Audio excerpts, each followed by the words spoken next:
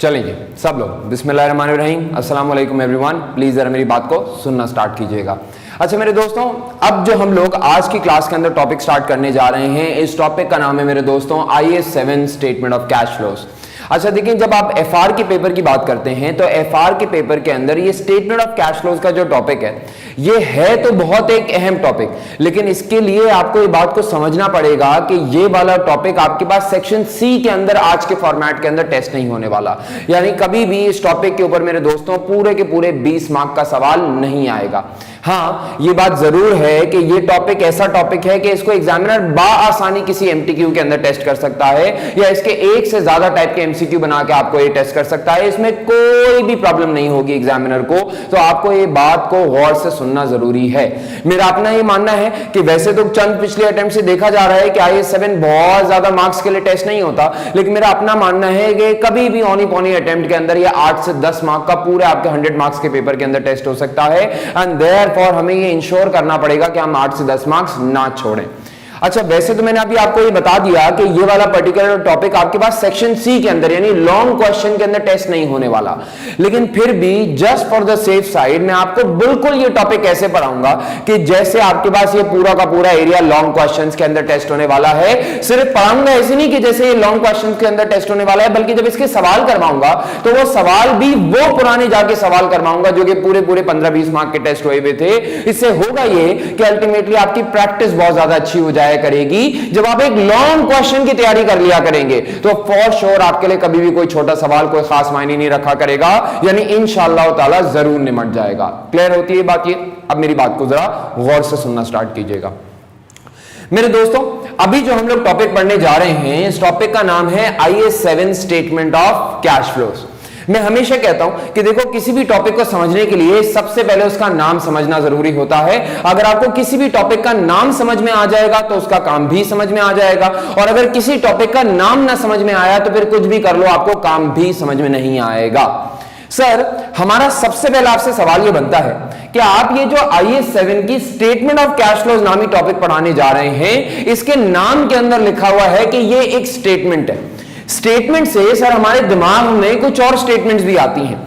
आज से पहले सर हमने कहीं ना कहीं ये पढ़ा हुआ है कि कोई ना कोई चीज ऐसी होती है जिसको हम लोग स्टेटमेंट ऑफ कॉम्प्रिहेंसिव इनकम कहते हैं। सर हमने ये भी पढ़ा हुआ है कि कोई ना कोई चीज ऐसी होती है जिसको हम statement of changes in equity कहते हैं। सर हमने ये भी पढ़ा हुआ है कि कोई ना कोई चीज ऐसी होती है जिसको स्टेटमेंट ऑफ फाइनेंशियल पोजीशन कहा जाता है। यानी सर समझ में ही आता है कि आज से पहले यानी इस सेशन से पहले, इस क्लास से पहले दुनिया के अंदर वाकई में बहुत सारी स्टेटमेंट्स और मौजूद थी। सर हमारा सवाल आपसे सबसे पहले यह बनता है कि सर अगर दुनिया के अंदर आज से पहले statement of comprehensive income already मौजूद है, सर अगर दुनिया के अंदर आज से पहले statement of changes in equity यानी इक्विटी होल्डर का वॉलेट मौजूद है, सर अगर आज से पहले दुनिया के अंदर statement of financial position already मौजूद है, तो सर अगर दुनिया के अंदर ये सारी चीजें ऑलरेडी मौजूद हैं तो फिर आखिरकार ये दुनिया के अंदर ये स्टेटमेंट ऑफ कैश फ्लोज क्यों आ गई? यानी हमारा सबसे पहला सवाल आपसे ये बनता है कि why prepare a separate statement for cash flows? क्या जरूरत है इस बात की? तो मेरे दोस्तों, जैसे ही हमने सबसे पहले जाके IAS 7 से सवाल ये पूछा कि जरा आप लोग बताइएगा कि दुनिया के अंदर IAS 7 नामी स्टेटमेंट ऑफ कैश फ्लोज की क्यों जरूरत है? भाई company statement of comprehensive income बनाती है, और स्टेटमेंट ऑफ प्रॉफिट और लॉस के अंदर ऑलरेडी पता लग जाता है कि कंपनी की प्रॉफिटेबिलिटी क्या है, ऑलरेडी पता लग जाता है कि कंपनी की टोटल कॉम्प्रिहेंसिव इनकम क्या है। जब हम statement of changes in equity बनाते हैं तो इक्विटी होल्डर के वॉलेट के बारे में हमको पता लग जाता है। जब हम स्टेटमेंट ऑफ फाइनेंशियल पोजीशन बनाते हैं तो पूरी कंपनी की बैलेंस शीट के अंदर, पूरी कंपनी की बैलेंस शीट के अंदर कंपनी के हालात और वाकयात क्लियर हो जाते हैं। जब सर दुनिया के अंदर और इतनी सारी स्टेटमेंट्स हैं, और सबसे बिलखुसूस जब दुनिया के अंदर ऑलरेडी स्टेटमेंट ऑफ प्रॉफिट और लॉस मौजूद है, यानी कमाई कहां से आ रही है और खर्चे कहां जा रहे हैं, जब ये सारा का सारा हिसाब किताब मौजूद है, तो फिर कैश फ्लोज की स्टेटमेंट अलग क्यों बनाएं? क्यों हिसाब किताब कैश का अलग किया करें जब दुनिया के अंदर ऑलरेडी प्रॉफिट और लॉस अकाउंट मौजूद है? क्या जरूरत है स्टेटमेंट ऑफ कैश फ्लोज को बनाने की? तो सुनो, मेरे दोस्तों जब IAS 7 से ये बात पूछी गई ना तो IAS 7 ने जवाब देना स्टार्ट किया। IAS 7 ने बोला कि मेरे दोस्तों तुम लोग ये समझते हो कि दुनिया के अंदर सबसे important accounting statement of profit और लॉस है, क्योंकि उससे सारी की सारी कंपनी का कमर्शियल ऑब्जेक्टिव क्लियर हो जाता है, कमर्शियल ऑब्जेक्टिव की अप्रेजल हो जाती है, तुमको फौरन के फौरन पता लग जाता है कि ये कंपनी वारे की कंपनी है या नहीं है, यानी इस कंपनी के अंदर प्रॉफिटेबिलिटी है या नहीं है। तुम तो वैसे तो सारी की सारी बात को ऑलरेडी कंक्लूड कर लेते हो स्टेटमेंट ऑफ प्रॉफिट और लॉस के साथ, लेकिन तुम्हारी स्टेटमेंट ऑफ प्रॉफिट और लॉस के अंदर मसले हैं। हमने बोला क्या मसले? तो कहने लगे भाई IAS 7 ये कहता है कि तुम्हारे प्रॉफिट एंड लॉस अकाउंट के अंदर मसले हैं। हमने बोला क्या मसले हैं? कहने लगे कि प्रॉफिट एंड लॉस अकाउंट सही पिक्चर डिनोट नहीं करता। हमने बोला आप कैसे कह सकते हो कि यार प्रॉफिट एंड लॉस अकाउंट सही पिक्चर डिनोट नहीं करता? तो कहने लगे कि इस वजह से प्रॉफिट और लॉस अकाउंट सही पिक्चर डिनोट नहीं करता क्योंकि तुम्हारा प्रॉफिट और लॉस अकाउंट बहुत ज्यादा इफेक्टेड होता है अकाउंटिंग एस्टिमेट्स और अकाउंटिंग पॉलिसीज से। हमने बोला तो इससे क्या फर्क पड़ता है? तो कहने लगे तुम्हारे प्रॉफिट और लॉस अकाउंट के अंदर बहुत सारी नॉन कैश एक्सपेंसेस और बहुत सारी नॉन कैश इनकम्स शामिल होती हैं। सच है, मिसाल के तौर पे तुम्हारे प्रॉफिट और लॉस अकाउंट के अंदर डेप्रिसिएशन शामिल होती है। अगर एक्सपेंसेस की कैटेगरी के अंदर देखा जाए तो रॉ मटेरियल की कॉस्ट के बाद और शायद फ्यूल की कॉस्ट के बाद अक्सर कंपनीज की जो सबसे बड़ी कॉस्ट होती है मेरे दोस्तों वो डेप्रिसिएशन की कॉस्ट होती है, लेकिन डेप्रिसिएशन एक नॉन कैश एक्सपेंस है। तुम अपने अकाउंट्स के अंदर अक्सर जाकर रिकॉर्ड करते हो वो bad debt, check debt, provision for doubtful debts, और ये सब भी क्या है मेरे दोस्तों? नॉन कैश है। तुम अपने अकाउंट्स के अंदर जाके रिकॉर्ड करते हो अक्सर फेयर वैल्यू गेन या लॉस, लेकिन ये फेयर वैल्यू गेन या लॉस भी क्या है मेरे दोस्तों? नॉन कैश है। अभी पैसे मिले नहीं है लेकिन मार्केट का उतार चढ़ाव मेरे दोस्तों अभी से जाके रिकॉर्ड कर दिया जाता है। इन्वेस्टमेंट प्रॉपर्टी के ऊपर ये काम किया जाता है, एग्रीकल्चरल एसेट्स के ऊपर, बायोलॉजिकल एसेट्स के ऊपर जाके काम किया जाता है। और क्योंकि इतने सारे काम ऑलरेडी किए जा रहे हैं, क्योंकि इतने सारे नॉन कैश एक्सपेंसेस और इनकम्स के जो है P&L के अंदर शामिल किए जा रहे हैं, तो P&L दर हकीकत सही प्रॉफिट नहीं डिनोट करता। यानी अगर मिसाल के तौर पे किसी कंपनी का ऑपरेटिंग प्रॉफिट या for example profit after tax आ जाता है 1 लाख का, तो बेटा अगर किसी कंपनी का प्रॉफिट आफ्टर टैक्स आ जाता है मिसाल के तौर पे 1 लाख का, तो ये कहीं कोई गारंटी नहीं दे रहा, तुम्हारा प्रॉफिट और लॉस अकाउंट कोई गारंटी नहीं दे रहा कि कंपनी के पास $1 लाख भी पड़े हुए होंगे। तुम्हारे $1 लाख के प्रॉफिट के अंदर आने तक बहुत सारे फेयर वैल्यू गेन्स या फेयर वैल्यू लॉसेस शामिल होंगे, बहुत सारी डेप्रिसिएशन, बहुत सारे नॉन कैश एक्सपेंसेस और नॉन कैश इनकम शामिल होंगी। एंड देयरफॉर क्योंकि तुम्हारे P&L के अंदर बहुत सारी नॉन कैश की चीजें शामिल होती हैं, तो 1 लाख का प्रॉफिट या 1 लाख का लॉस डज नॉट गारंटी कि आपके कैश के हालात और वाकयात ऐसे ही हैं। तो हमने IAS 7 से पूछा कि भाई कैश से क्या लेना देना हमारा? तो कहने लगे लेना देना है। व्हाई? बिकॉज बेटा आज के सबसे primary stakeholder shareholders की बात करें तो बेटा प्रॉफिट और लॉस अकाउंट की प्रॉफिट की फिगर एक मिसलीडिंग फिगर है। हमने बोला कैसे मिसलीडिंग फिगर है? तो कहने लगे profits do not themselves mean cash, and since profits do not mean cash, therefore just because a company is profitable that does not guarantee your shareholders कि उनको डिविडेंड्स मिलेंगे ही मिलेंगे। बेटा डिविडेंड्स दिए जाते हैं पैसों के अंदर, कैश के अंदर, और अगर डिविडेंड्स दिए जाते हैं मेरे दोस्तों कैश के अंदर तो what is more important, profit या कैश? तो बोला गया कैश। तो इसका मतलब ये समझ में आया कि प्रॉफिट और लॉस अकाउंट सही फिगर नहीं बताता। प्रॉफिट और लॉस अकाउंट कभी कभार शेयर होल्डर्स को मिसलीड कर सकता है। वो समझा करेंगे कि क्योंकि कंपनी प्रॉफिट के अंदर है तो हमें डिविडेंड मिलेगा ही मिलेगा, लेकिन उनको बता दो कि भाई डिविडेंड आपको प्रॉफिट से नहीं मिल रहा होता, बल्कि दर हकीकत सच्चाई ये है कि डिविडेंड आपके हाथ में कैश में लाके रखा जाता है। तो कैश इज किंग, कैश का होना ज्यादा जरूरी है एज कंपेयर टू प्रॉफिट्स का होना। मानते हैं सब लोग इस बात को? फिर अगर आप लोग इक्विटी होल्डर के बाद अपने नेक्स्ट बेस्ट फाइनेंसर की बात करें, अपने क्रेडिटर्स की बात करें, अपने डेट होल्डर्स की बात करें, तो बेटा जो आपके डेट होल्डर्स होते हैं जो कि आपके सबसे next best important stakeholder हैं, तो अगर आप डेट होल्डर्स की बात करें, क्रेडिटर्स की बात करें, तो क्रेडिटर्स आर नॉट कंसर्न कि आपके प्रॉफिट और लॉस अकाउंट के अंदर क्या फिगर आ रही है, but they are more concern कि क्या कंपनी के अंदर एबिलिटी है कैश के अंदर रीपे करने की। शेयर होल्डर्स डिविडेंड चाहते हैं, कैश की जरूरत होगी। डेट होल्डर्स रीपेमेंट चाहते हैं, कैश की जरूरत होगी। प्रॉफिट और लॉस अकाउंट से कुछ पता नहीं चलता। सर क्या सिर्फ इक्विटी होल्डर्स और डेट होल्डर्स का मामला है? नहीं बेटा, और बहुत सारे स्टेक होल्डर्स उठा के देखो, सब लोग कैश के पीछे भागते हैं। यानी मिसाल के तौर पे अगर आप प्रॉफिट और लॉस अकाउंट की बात करें तो क्योंकि प्रॉफिट इज नॉट कैश, क्योंकि प्रॉफिट के अंदर बहुत सारे नॉन कैश एक्सपेंसेस और नॉन कैश इनकम शामिल है, और क्योंकि प्रॉफिट कैश नहीं होता तो कभी कभार प्रॉफिट का होना ये मिसलीड कर सकता है आपके एम्प्लॉइज को, उनको पता होना चाहिए है कि profits do not necessarily mean पे राइज और बोनसेस, क्योंकि पे राइज या बोनस दिया जाता है कैश के अंदर और नॉट प्रॉफिट्स के अंदर। प्रॉफिट्स इंपॉर्टेंट नहीं है, कैश ज्यादा इंपॉर्टेंट है, ये IAS 7 कहता है।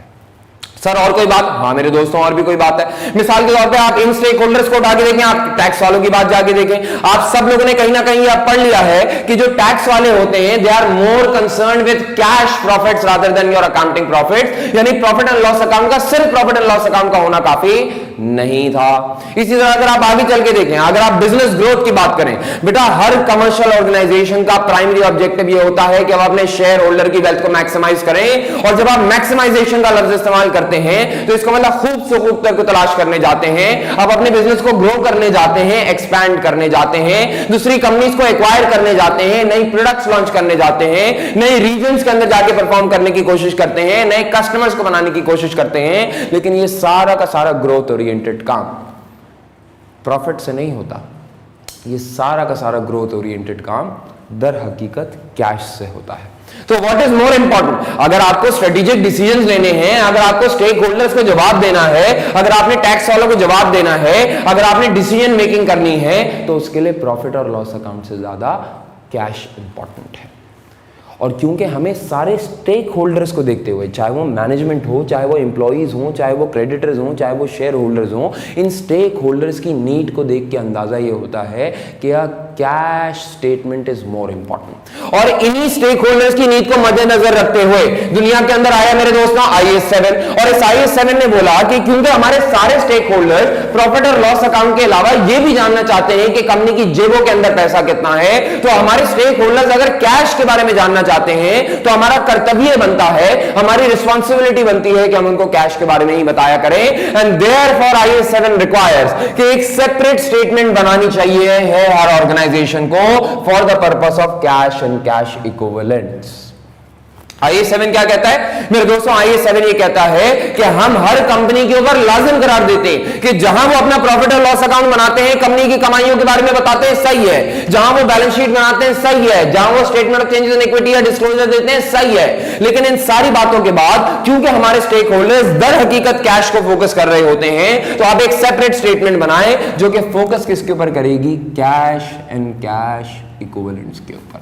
सर आप ये कहते हैं कि एक सेपरेट स्टेटमेंट बनानी है for cash and cash equivalents, आप कहते हैं एक सेपरेट स्टेटमेंट बनानी है for cash and cash equivalents, लेकिन सबसे पहले सर ये तो बताएं कि आखिरकार ये कैश एंड कैश इक्विवेलेंट्स का मतलब क्या होता है? तो मेरे दोस्तों जरा लॉजिकली सोचो, बेटा कैश का मतलब क्या होता है? पैसा आपकी जेब में। कैश इक्विवेलेंट्स का मतलब क्या है? कैश के इक्विवेलेंट, कैश के इक्विवेलेंट, कैश के इक्विवेलेंट, यानी कैश एंड कैश इक्विवेलेंट्स का मतलब क्या हुआ? IAS 7 कहता है बेटा कैश एंड कैश इक्विवेलेंट का मतलब यह होता है कि जब हम एक सेपरेट स्टेटमेंट की डिमांड करते हैं, तो इस सेपरेट स्टेटमेंट के अंदर जब हम कैश एंड कैश इक्विवेलेंट्स की बात करते हैं, तो इसका मतलब हम ये नहीं कह रहे कि सिर्फ और सिर्फ जो सॉलिड कैश पड़ा हुआ है हम उसकी बात कर रहे होंगे, बल्कि अगर कोई ऐसी चीज है जो कि बजाते खुद कैश के इक्विवेलेंट है, तो उसके लिए भी ये स्टेटमेंट बनाई जा रही है। Sir what do you mean by cash and cash equivalent? बेटा अगर IAS 7 से पूछा जाए कि कैश एंड कैश इक्विवेलेंट का मतलब क्या होता है, तो IAS 7 कहता है भाई कैश एंड कैश इक्विवेलेंट का मतलब क्या है? सबसे पहले कैश, और कैश का मतलब क्या होगा कि तुम्हारे पास कैश इन हैंड हो या कैश एट बैंक हो, मैं उसकी बात कर रहा हूं। जब आप मुझसे ये पूछते हो कि कैश के इक्विवेलेंट क्या है, तो हम ये बोलते हैं कोई भी ऐसी चीज जो कि बजाते खुद रेडिली कन्वर्टेबल इनटू कैश हो, यानी एज गुड एज कैश हो। तो sir as good and cash बोले तो IAS 7 कहता है कि जैसे कि demand deposits. Sir what do mean by demand deposit? बेटा डिमांड डिपॉजिट फिक्स डिपॉजिट नहीं है, फिक्स डिपॉजिट तो लंबे अरसे के लिए फिक्स कर दिया जाता है। डिमांड डिपॉजिट्स का मतलब ये हुआ कि जैसे आप सेविंग्स अकाउंट की बात कर रहे हैं, अगर आपका सेविंग्स अकाउंट के अंदर पैसा पड़ा है, देखो सोचो कैश एंड कैश इक्विवेलेंट्स बोले तो अगर आपका पैसा आपकी जेब में पड़ा है, कैश एंड कैश इक्विवेलेंट। अगर आपका पैसा बैंक के पास पड़ा है तो ये भी कैश एंड कैश इक्विवेलेंट। अगर आपका पैसा सेविंग्स अकाउंट के अंदर पड़ा है, डिपॉजिट, लेकिन डिमांड डिपॉजिट का मतलब क्या होता है? जब चाहो डिमांड कर सको, यानी वो पैसा बाहर निकाल सको। अगर आपका पैसा लिक्विड अकाउंट यानी डिमांड डिपॉजिट अकाउंट के अंदर पड़ा है तो ये भी कैश एंड कैश इक्विवेलेंट है। हम इसके लिए भी स्टेटमेंट ऑफ कैश फ्लोज बना रहे हैं। बल्कि IAS 7 जब आगे बढ़ा तो कहने लगा कि देखो भाई, मिसलीड ना करना हमारी बात को, गलत ना समझना हमारी बात से। हमारा फॉर्मेट, हमारा स्टैंडर्ड सिर्फ और सिर्फ एक separate statement cash in hand या कैश इन बैंक के लिए नहीं मांगता, बल्कि इसके अंदर डिमांड डिपॉजिट भी शामिल है। बल्कि कहने लगे कि सिर्फ डिमांड डिपॉजिट के लिए एक स्टेटमेंट ऑफ कैश फ्लोज नहीं मांगता, बल्कि कैश एंड कैश इक्विवेलेंट की डेफिनेशन के अंदर शॉर्ट टर्म इन्वेस्टमेंट्स तक आ जाती है। अगर आपके पास कैश इन हैंड है, कैश एंड कैश इक्विवेलेंट। अगर आपके पास कैश इन बैंक है, कैश एंड कैश इक्विवेलेंट। अगर आपका saving, short term savings account के अंदर पैसा पड़ा हुआ है, कोई बात नहीं, कैश एंड कैश इक्विवेलेंट। बल्कि यहां तक कहने लगे कि अगर आपने कहीं और जाके इन्वेस्ट किया हुआ है, कोई शॉर्ट टर्म के लिए इन्वेस्टमेंट की हुई है, यानी वो ऐसी शॉर्ट टर्म की इन्वेस्टमेंट है जो कि बजाते खुद रेडिली कन्वर्टेबल इनटू कैश है, यानी ऐसी इन्वेस्टमेंट है कि बजाय इसके कि आपने लिक्विड कैश रखा हुआ होता, आपने उस चीज में पैसे लगा के लिक्विड कैश रखा हुआ है, कोई बहुत ही शॉर्ट टर्म के लिए इन्वेस्टमेंट की हुई है, तो वो भी कैश एंड कैश इक्विवेलेंट है। सर शॉर्ट टर्म इन्वेस्टमेंट बोले तो बेटा IAS 7 उसकी डेफिनेशन ये देता है कि शॉर्ट टर्म इन्वेस्टमेंट्स का मतलब मैं उन इन्वेस्टमेंट्स की बात कर रहा हूं who mature within 3 months, who mature within 3 months। अगर कंपनी के पास कोई भी ऐसी शॉर्ट टर्म इन्वेस्टमेंट है, यानी किधर भी जाके पैसा लगाया हुआ है, लेकिन वो ऐसा पैसा लगाया हुआ है which is due to mature within 3 months। What do mean by due to mature within 3 months? यानी जिस दिन कैश फ्लो बनाई जा रही है, यानी रिपोर्टिंग डेट को जब कैश फ्लो बनाई जा रही है, अगर उससे 3 महीने के अंदर अंदर ये इन्वेस्टमेंट मैच्योर होने वाली है, ये इन्वेस्टमेंट खत्म होने वाली है, तो ऐसी इन्वेस्टमेंट को भी हम एज गुड एज कैश माना करेंगे। हम बोला करेंगे ये भी कैश एंड कैश इक्विवेलेंट है। अब क्योंकि स्टैंडर्ड ने मेरे दोस्तों ये बोल दिया ना कि कोई भी ऐसी इन्वेस्टमेंट जो कि 3 मंथ के अंदर अंदर मैच्योर हो रही होगी, उसी को शॉर्ट टर्म इन्वेस्टमेंट यानी उसी को कैश एंड कैश इक्विवेलेंट माना जाएगा। तो ये मैच्योर का लफ्ज देखते हुए हमें ये बात समझ में आई कि कभी भी शॉर्ट टर्म इन्वेस्टमेंट की डेफिनेशन के अंदर कोई इक्विटी इन्वेस्टमेंट नहीं आ सकती। इक्विटी इन्वेस्टमेंट याद है ना, IFRS 9, अगर तुमने किसी और कंपनी के शेयर खरीदे हुए हो, उसकी बात हो रही है, तो बेटा इक्विटी इन्वेस्टमेंट कभी भी इसकी डेफिनेशन के अंदर नहीं आ सकती, क्योंकि बेटा इक्विटी इन्वेस्टमेंट यानी ऑर्डिनरी शेयर्स, बेटा ऑर्डिनरी शेयर्स की कोई मैच्योरिटी पीरियड नहीं होता है। और बेटा क्योंकि ऑर्डिनरी शेयर्स का कोई मैच्योरिटी पीरियड नहीं होता, इक्विटी इन्वेस्टमेंट का कोई मैच्योरिटी पीरियड नहीं होता, तो इस केस के अंदर शॉर्ट टर्म इन्वेस्टमेंट्स में इक्विटी इन्वेस्टमेंट नहीं आ सकती। तो अगर आएंगी तो सिर्फ और सिर्फ क्या आएंगी? अगर आपने डेट इंस्ट्रूमेंट्स के अंदर इन्वेस्टमेंट की है तो डेट इंस्ट्रूमेंट्स भी बेटा कैश एंड कैश इक्विवेलेंट्स कहला सकते हैं। सर डेट इंस्ट्रूमेंट्स बोले तो बेटा अगर आपने किसी और कंपनी के बॉन्ड्स खरीदे में हैं, किसी कंपनी के लोन नोट्स या डिबेंचर्स खरीदे में हैं, तो ये लोन नोट्स या डिबेंचर्स या बॉन्ड्स भी कैश एंड कैश इक्विवेलेंट कहला सकते हैं। शर्त क्या है कि वो इतनी जल्दी वाले इंस्ट्रूमेंट्स हों which are due to mature within 3 months। If they are due to mature within 3 months तो वो कैश एंड कैश इक्विवेलेंट का पार्ट होंगे, यानी इन्हीं के लिए एक separate statement of cash flows बनाई जा रही होगी। कभी आपके सामने एक सवाल आएगा, कभी एग्जामिनर आपसे सवाल पूछेगा और उसमें एग्जामिनर आपको लिख के दे देगा कि यार ऊपर देखो, याद रखना जब भी कोई स्टेटमेंट ऑफ कैश फ्लोज का सवाल आएगा तो 2 बैलेंस शीट और 1 इनकम स्टेटमेंट कम से कम गिवन होगी। 2 बैलेंस शीट और 1 इनकम स्टेटमेंट के अलावा कभी भी स्टेटमेंट ऑफ कैश फ्लोज बनाई ही नहीं जा सकती। अगर 2 बैलेंस शीट ना हो और 1 इनकम स्टेटमेंट यानी करंट ईयर की इनकम स्टेटमेंट ना हो तो कोई दुनिया का माय का लाल ऐसा नहीं है जो कि कैश फ्लो बना सके। तो इसके लिए जरूरी होगा कि आपको एग्जामिनर बैलेंस शीट जरूर देगा। अब लेटेस्ट सपोज एग्जामिनर ने आपको बैलेंस शीट दी और उस बैलेंस शीट के अंदर लिखा हुआ आ रहा है इन्वेस्टमेंट्स, और नीचे नोट्स के अंदर लिख के दे देता है they are due to mature within 3 months। अगर एग्जामिनर लिख के दे देता है कि they are due to mature within 3 months तो इसका मतलब क्या होगा कि ये investments cash and cash equivalents का पार्ट हैं, यानी इन्हीं के लिए स्टेटमेंट ऑफ कैश फ्लोज बनाई जा रही होगी। एक ऐसा भी हो सकता है कि एग्जामिनर आपके सामने सवाल दे, उस सवाल के अंदर एग्जामिनर आपको ये बोले कि इन्वेस्टमेंट्स बैलेंस शीट के अंदर लिख के देता हूं और नीचे लिख के देता हूं these investments are not to mature within 3 months। If these investments are not to mature within 3 months तो इसका मतलब लंबे अरसे की इन्वेस्टमेंट है, और अगर लंबे अरसे की इन्वेस्टमेंट है तो ये कभी भी एज गुड एज कैश नहीं है, इनको कभी भी कैश एंड कैश इक्विवेलेंट्स का पार्ट नहीं बनाया जा सकता। सर अगर मिसाल के तौर पे सर क्योंकि हमारी अटेम्प्ट है और आपने हमेशा बताया है कि अपनी अटेम्प्ट हमेशा मुश्किल होती है, तो सर अगर हमारी अटेम्प्ट आए और उस अटेम्प्ट के अंदर एग्जामिनर ने इन्वेस्टमेंट लिख के दिया हो लेकिन उसके साथ साथ कुछ भी ना लिख के दिया हो, यानी they are due to mature within 3 months या they are not due to mature within 3 months का कोई अल्फाज एग्जामिनर ने लिख के नहीं दिया, कुछ भी एग्जामिनर ने नहीं लिख के दिया, तो सर फिर क्या होगा बेटा? अगर एग्जामिनर ने कुछ नहीं लिख के दिया तो मेरी जान फिर ये अजम्पशन का मामला है, यानी ये आपके ऊपर होगा कि आप सवाल के अंदर कौन सी अजम्पशन अप्लाई करते हैं। आप चाहें तो लिख दीजिएगा आंसर के अंदर, it is assume that these investments will mature within 3 months, और उस केस के अंदर इन्वेस्टमेंट्स को कैश एंड कैश इक्विवेलेंट का पार्ट बना लिया जाएगा। या फिर ऐसे लिख देना कि I assume that these investments are not to mature within 3 months, और उस सिनेरियो के अंदर इन इन्वेस्टमेंट्स को कैश एंड कैश इक्विवेलेंट का पार्ट ना बनाइएगा because they are not due to mature within 3 months. Clear? Assumption का मामला होगा। अब देखो, वैसे तो मैंने तुम लोगों को बता दिया कि मामला है सारा का सारा अजम्पशन का, लेकिन देखो एक 7वां सेंस जरूरी होता है हर एग्जाम पास करने के लिए, और उस 7वें सेंस को मैं कहता हूं कॉमन सेंस। कॉमन सेंस क्या है बेटा? अगर मिसाल के तौर पे आपके सामने बैलेंस शीट बनी हुई आए और उस बैलेंस शीट के अंदर इन्वेस्टमेंट्स लिख के दी हुई हैं, let us suppose current assets के अंदर, तो अगर इन्वेस्टमेंट्स लिख के दी हुई हैं करंट एसेट्स के अंदर और कोई बच्चा नीचे लाइन ये लिख दे आंसर के अंदर कि I assume that they will not mature within 3 months, तो मेरे हिसाब से शायद ये सही तरीका नहीं होगा।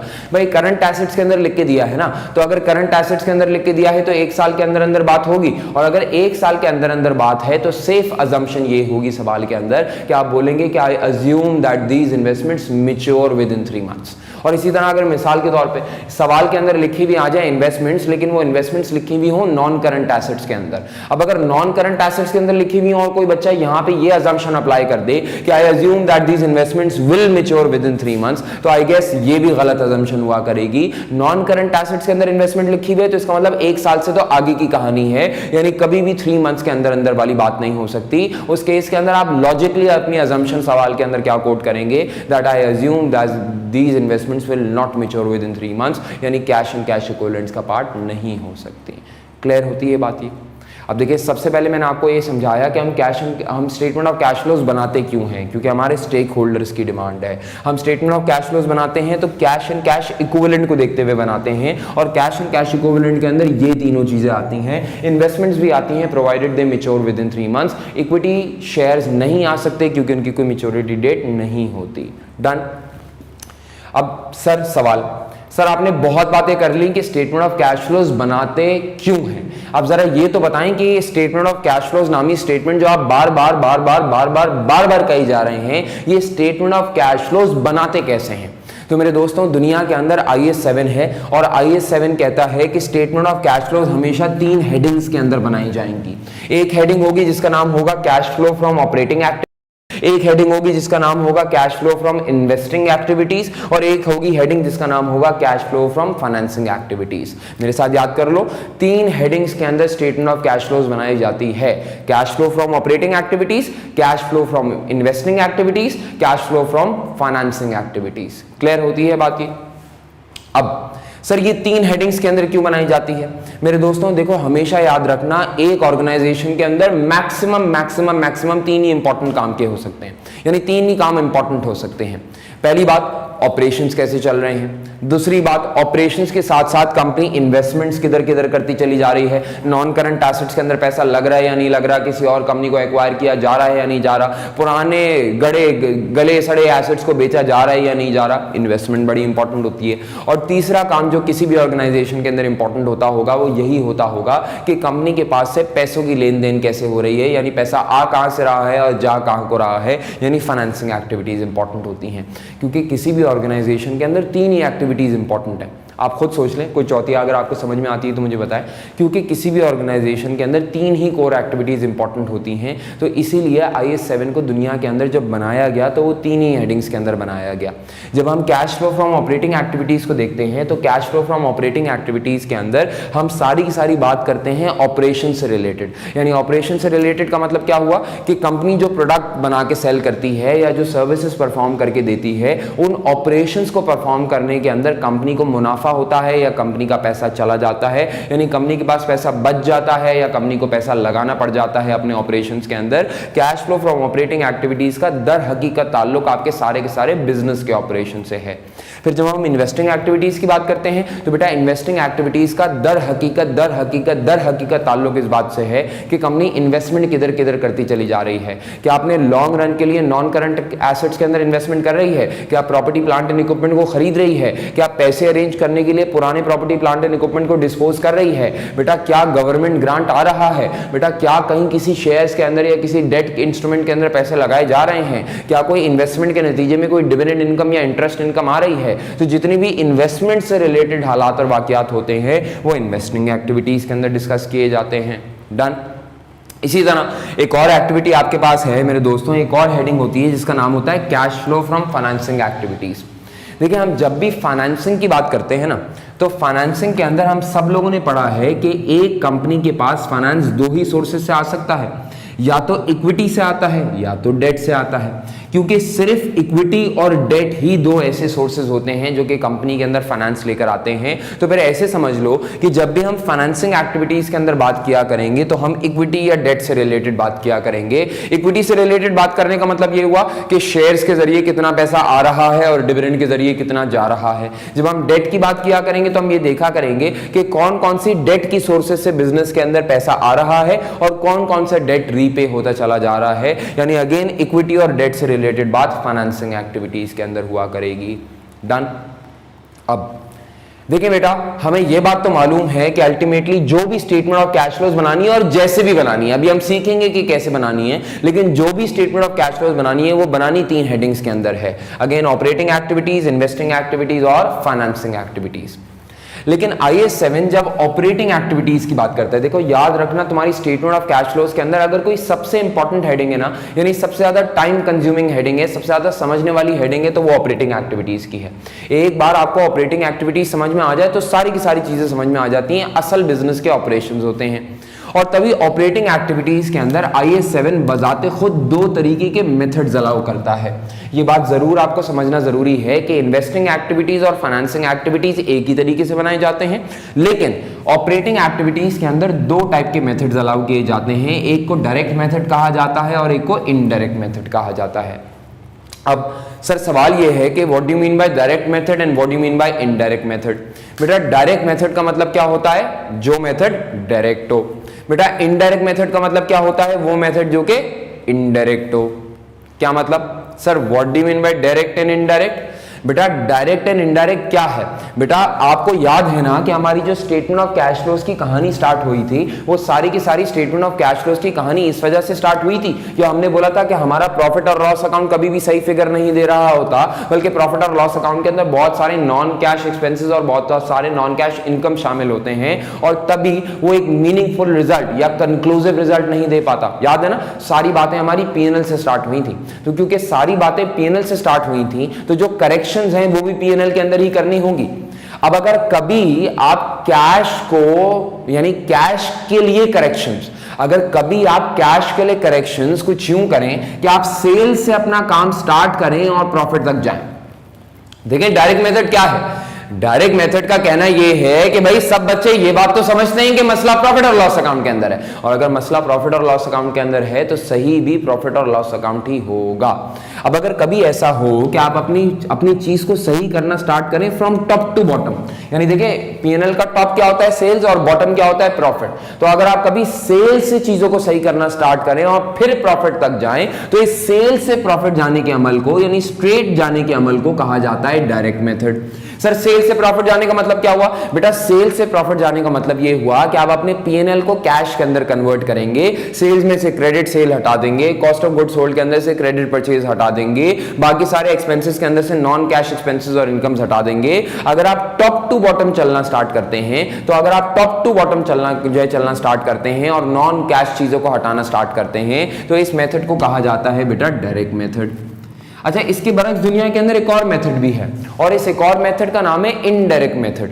अच्छा, इनडायरेक्ट मेथड के नाम से ही जाहिर है ये इनडायरेक्ट है यानी उल्टा है। Sir what do you mean by उल्टा है, बेटा ये चलता ही उल्टा है। अगर आप टॉप टू बॉटम आया करते थे, अगर टॉप से लेकर बॉटम तक करेक्शंस किया करते थे तो ये डायरेक्ट मेथड था।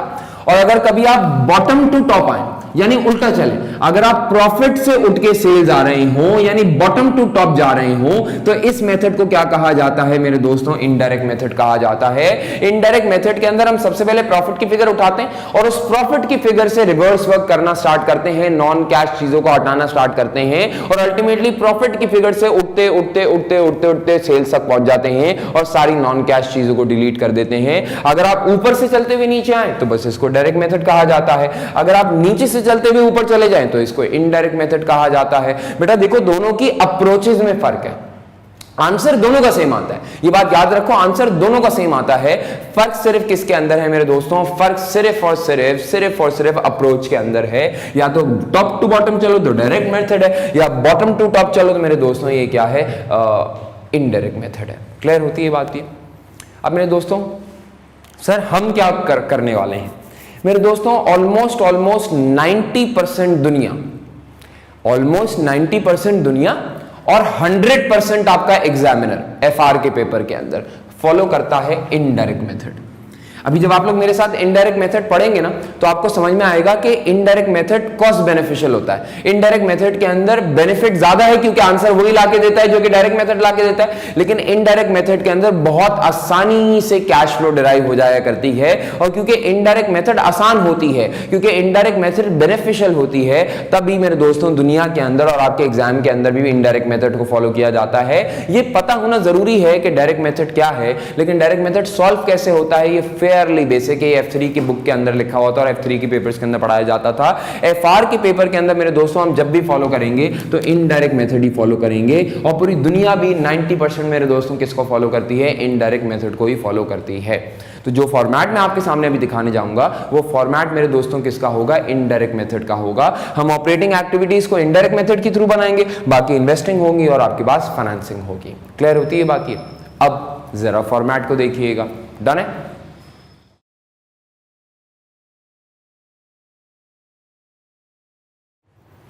अब मेरे दोस्तों अगर अब हम फॉर्मेट पे गौर करें, स्टेटमेंट ऑफ कैश फ्लोज का फॉर्मेट आखिरकार होता क्या है? जैसे कि आप लोग देख रहे हैं एक बहुत ही छोटा सा फॉर्मेट होता है और इस छोटे से फॉर्मेट के जरिए मेरे दोस्तों अल्टीमेटली आपका स्टेटमेंट ऑफ कैश फ्लोज खत्म हो जाता है। अब देखिए सबसे इंपॉर्टेंट चीज जो कि पूरे के पूरे स्टेटमेंट ऑफ कैश फ्लोज के लेक्चर के अंदर है वो ये है, ये वाला फॉर्मेट। अगर अभी आप मेरे साथ वक्त लगा के बड़े तहम्मुल से इस पूरे के पूरे फॉर्मेट को सुन लें, समझ लें, then I can guarantee you, मैं आपसे वादा करता हूं कि स्टेटमेंट ऑफ कैश फ्लोज आपके लिए कोई बड़ी बात नहीं होगी। हाँ, लेकिन अगर आपने जल्दबाजी की, आपने चाहा कि यार कुछ ना कुछ करके आगे बढ़ जाया करें, हम बात को पूरी तरीके से ना सुना करें, कंसंट्रेशन ना रखा करें, तो आई कैन अश्योर यू कि शायद इससे मुश्किल टॉपिक आपकी जिंदगी के अंदर कोई नहीं रहा करेगा। The most important thing is कि आप अपनी कंसंट्रेशन बिल्कुल मेरी तरफ रखें और तहम्मुल से चुपचाप बैठ जाएं और बस मेरी बात को सुनते रहें। मेरे दोस्तों फॉर्मेट स्टार्ट करने जा रहे हैं हम लोग किस चीज का? स्टेटमेंट ऑफ कैश फ्लोज का। सर सवाल, सर ये स्टेटमेंट ऑफ कैश फ्लोज का फॉर्मेट चलता कैसे है? बेटा सबसे पहला काम आपको स्टेटमेंट ऑफ कैश फ्लोज के अंदर करना यह है कि सबसे पहले आप लोग हेडिंग डाल देंगे statement of cash flows for the year ended फलाना ढिमकाना। इस बात को याद रखना कि स्टेटमेंट ऑफ कैश फ्लोज पूरे साल की कहानी बताती है और तभी इसको for the year ended construct किया जाता है। मेरे दोस्तों जैसे कि मैंने अभी आप लोगों को बताया, तरीकेकार कुछ इस तरीके का रहा करेगा कि स्टेटमेंट ऑफ कैश फ्लोज के केस के अंदर आप सबसे पहले हेडिंग ये डाला करेंगे cash flow from operating activities. और cash flow from operating activities के हेडिंग के अंदर सारी की सारी ऑपरेशंस रिलेटेड बातें की जाएंगी, यानी सारी की सारी बिजनेस ओरिएंटेड बातें की जाएंगी, या ऐसे समझ लीजिए कि सारी की सारी प्रॉफिट और लॉस ओरिएंटेड बातें की जाएंगी। क्लियर होती है सबको ये बात? अब प्लीज मेरी बात को गौर से सुनना स्टार्ट कीजिएगा। मेरे दोस्तों ये जो स्टेटमेंट ऑफ कैश फ्लोज के अंदर cash flow from operating activities की शुरुआत होती है, इसमें सबसे पहले आप लोग जाके लिखा करेंगे प्रॉफिट बिफोर टैक्सेस, यानी सबसे पहले बेटे कौन सी फिगर उठाया करोगे तुम लोग? पीबीटी की फिगर उठाया करोगे। एक सेकंड सर, एक सवाल सर आप cash flow from operating activities पढ़ाने जा रहे हैं, डायरेक्ट मेथड यूज कर रहे हैं या इनडायरेक्ट मेथड यूज कर रहे हैं? बेटा इनडायरेक्ट मेथड यूज कर रहा हूं। ओके सर, चले सही मान लो। सर इनडायरेक्ट मेथड का मतलब यह हुआ करता था कि आप बॉटम से टॉप जाया करेंगे, यानी आप पीएनएल की आखिरी फिगर से उठ के पीएनएल की टॉप वाली फिगर तक जाया करेंगे, क्योंकि आप उल्टा चला करेंगे तो तभी इसको इनडायरेक्ट मेथड कहा जाता था। हाँ बेटा बिल्कुल सही कह रहे हो। अच्छा सर आपने कहा था बॉटम टू टॉप जाया करेंगे, तो सर अगर पीएनएल का बॉटम उठा के देखें तो पीएनएल के बॉटम के ऊपर तो प्रॉफिट आफ्टर टैक्सेस की फिगर होती है, लेकिन सर आपने तो यहां पे प्रॉफिट बिफोर टैक्सेस की फिगर उठाई है, यानी उसूली तौर पे आखिरी फिगर है प्रॉफिट आफ्टर टैक्सेस। आपने एक कदम पीछे से कहानी को स्टार्ट किया है, प्रॉफिट बिफोर टैक्सेस से कहानी को स्टार्ट किया। क्यों? तो मेरे दोस्तों सुनो, मेरे दोस्तों इसकी दो लॉजिक्स हैं। क्या मतलब? भाई देखो, एक तो प्रॉफिट आफ्टर टैक्स से इस वजह से कहानी को स्टार्ट नहीं किया जाता। देखो प्रॉफिट आफ्टर टैक्स वो फिगर है जिसमें से टैक्स लेस हुआ हुआ है। क्लियर बात सबको समझ में आती है? अच्छा सब फिर ये लोग, तुम लोग ये बात भी समझते हो कि टैक्स एक ऐसी फिगर है which is uncontrollable by the organisation, यानी tax arises not as a result of your managers decisions या because of your directors decisions, tax arises as a result of statutory obligation. It is not a contractual या operational obligation, it is more of a legal obligation.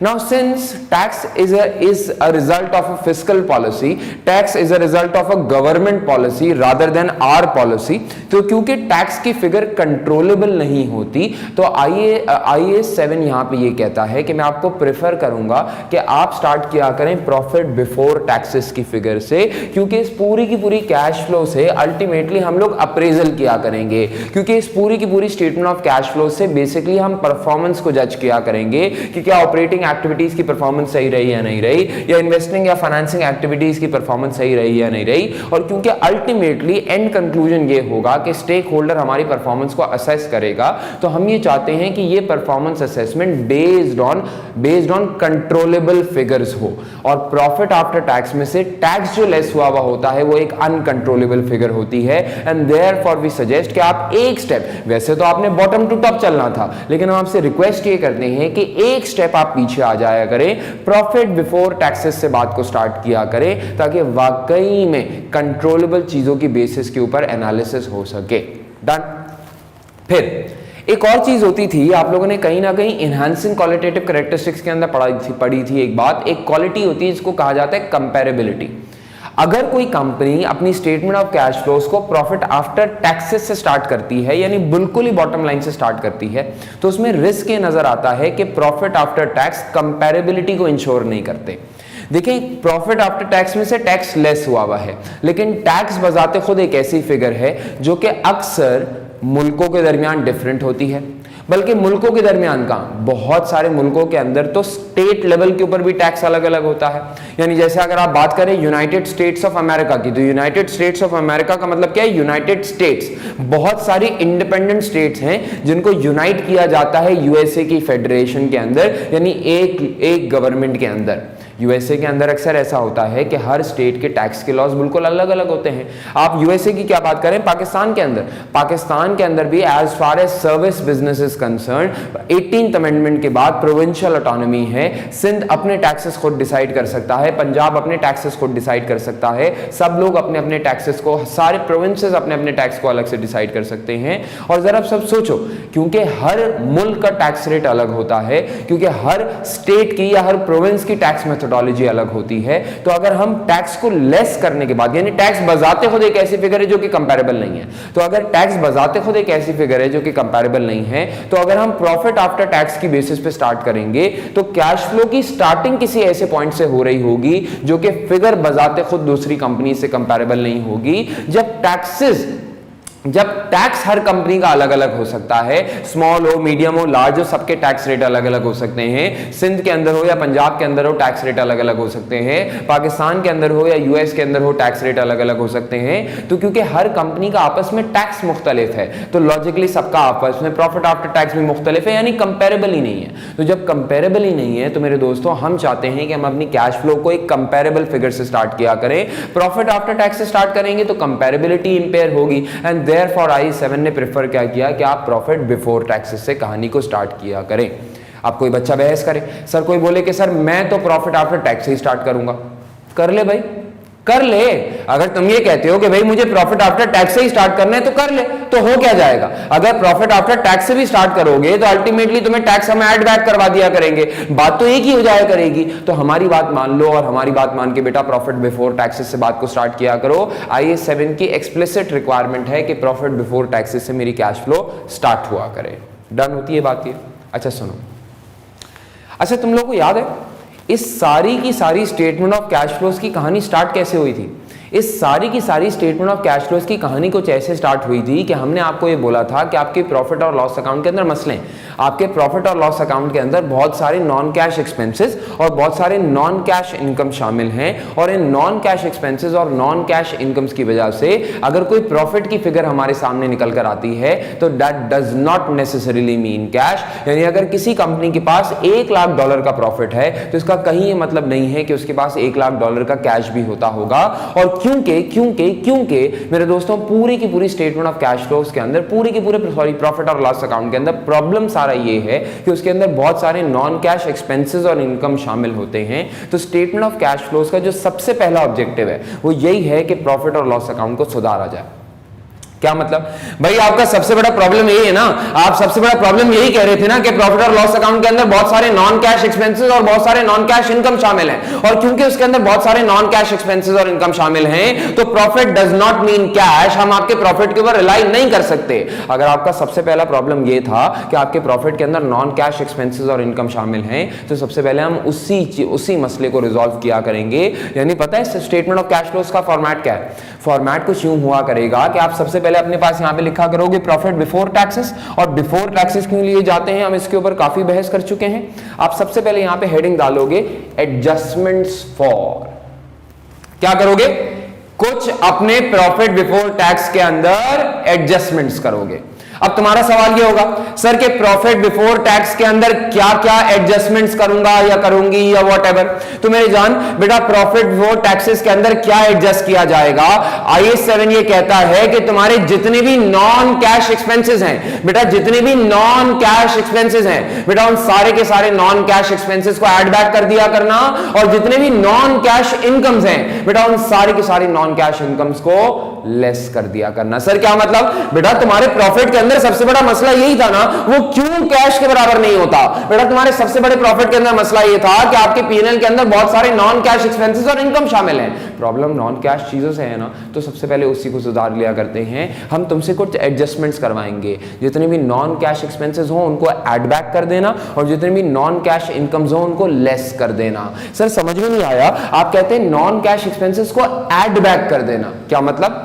बेटा expenses वो चीजें होते हैं जो कि आपके प्रॉफिट और लॉस तक आने तक, यानी देखो जब तक प्रॉफिट निकाला जाता है तो एक्सपेंसेस सारे लेस हुए हुए होते हैं। तो जरा सोचो कि जब ये प्रॉफिट निकाला गया होगा तो कुछ non cash expenses such as depreciation या अमोर्टाइजेशन यहां से लेस हुए हुए होंगे ना।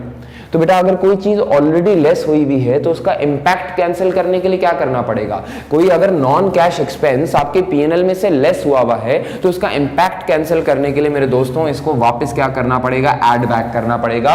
और इसी तरह जरा सोचो अगर तुम्हारे प्रॉफिट और लॉस अकाउंट के अंदर यानी इस प्रॉफिट तक पहुंचने के अंदर अगर कोई नॉन कैश इनकम होगी तो बेटा वो non cash income other incomes के अंदर ऐड हुई भी होगी। कोई चीज आपकी P&L में ऑलरेडी ऐड हुई भी है ना, तो अगर कोई चीज आपकी P&L के अंदर ऑलरेडी प्लस हुई भी है तो इस प्लस वाली चीज का इंपैक्ट कैंसिल करने के लिए क्या करना पड़ेगा? बेटा उसको माइनस कर देना पड़ेगा।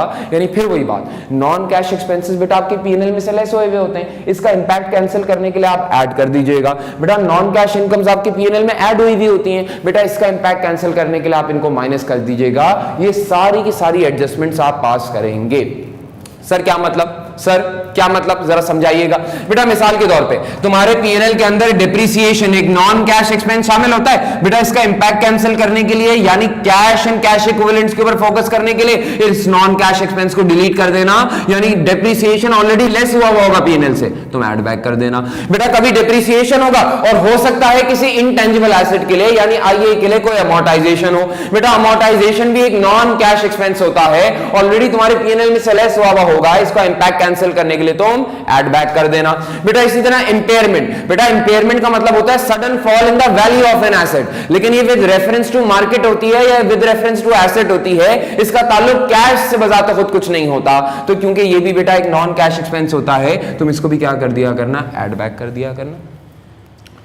मिसाल के तौर पे कोई लॉस ऑन डिस्पोजल हो, कोई लॉस ऑन डिस्पोजल हो तो बेटा लॉस ऑन डिस्पोजल एक नॉन कैश एक्सपेंस है, तुम इसको भी क्या कर दिया करना, ऐड बैक कर दिया करना। बेटा अगर लॉस ऑन डिस्पोजल एक नॉन कैश एक्सपेंस है और तुम इसको ऐड बैक कर रहे हो, तो इसी तरह अगर मिसाल के तौर पे कोई गेन ऑन डिस्पोजल हो, तो बेटा कोई गेन ऑन डिस्पोजल होगा तो ये अदर इनकम के अंदर ऐड हुआ हुआ होगा। बेटा नॉन कैश है, ये गेन ऑन डिस्पोजल तुम्हारी अदर इनकम के अंदर ऐड हुआ हुआ होगा, इसका इंपैक्ट कैंसिल करने के लिए तुम इसको लेस कर दिया करना। तुम्हें याद है बहुत सारे अकाउंटिंग स्टैंडर्ड्स के अंदर सच एज IFRS 9 के अंदर, IAS 40 के अंदर, IAS 41 के अंदर तुम बार बार मार्क टू मार्केट किया करते थे, और जब तुम बार बार मार्क टू मार्केट किया करते थे तो वैल्यू बढ़ती थी मार्केट के अंदर या वैल्यू गिरती थी मार्केट के अंदर, लेकिन उसका इंपैक्ट तुम अपने जो है प्रॉफिट और लॉस अकाउंट के अंदर रिकॉर्ड कर लिया करते थे। अभी फायदा हुआ नहीं करता था, लेकिन तुम मार्क टू मार्केट कर करके अल्टीमेटली गेन या लॉस बुक कर लिया करते थे। बेटा अगर तुम्हारे पास कोई फेयर वैल्यू गेन या लॉस आया है तो बेटा ये फेयर वैल्यू गेन या लॉस मार्केट का गेन या लॉस है, ये मार्क टू मार्केट की वजह से, आपकी अकाउंटिंग की वजह से आया होगा। दर हकीकत ये कैश नहीं है। आपको मार्केट की वैल्यू बढ़ने या गिरने से फायदा या नुकसान हो रहा है, आपको कैश कोई नहीं दे रहा। अगर आपको कैश कोई नहीं दे रहा तो ये सारे के सारे फेयर वैल्यू गेन या लॉसेस मेरे दोस्तों नॉन कैश हुआ करते होंगे।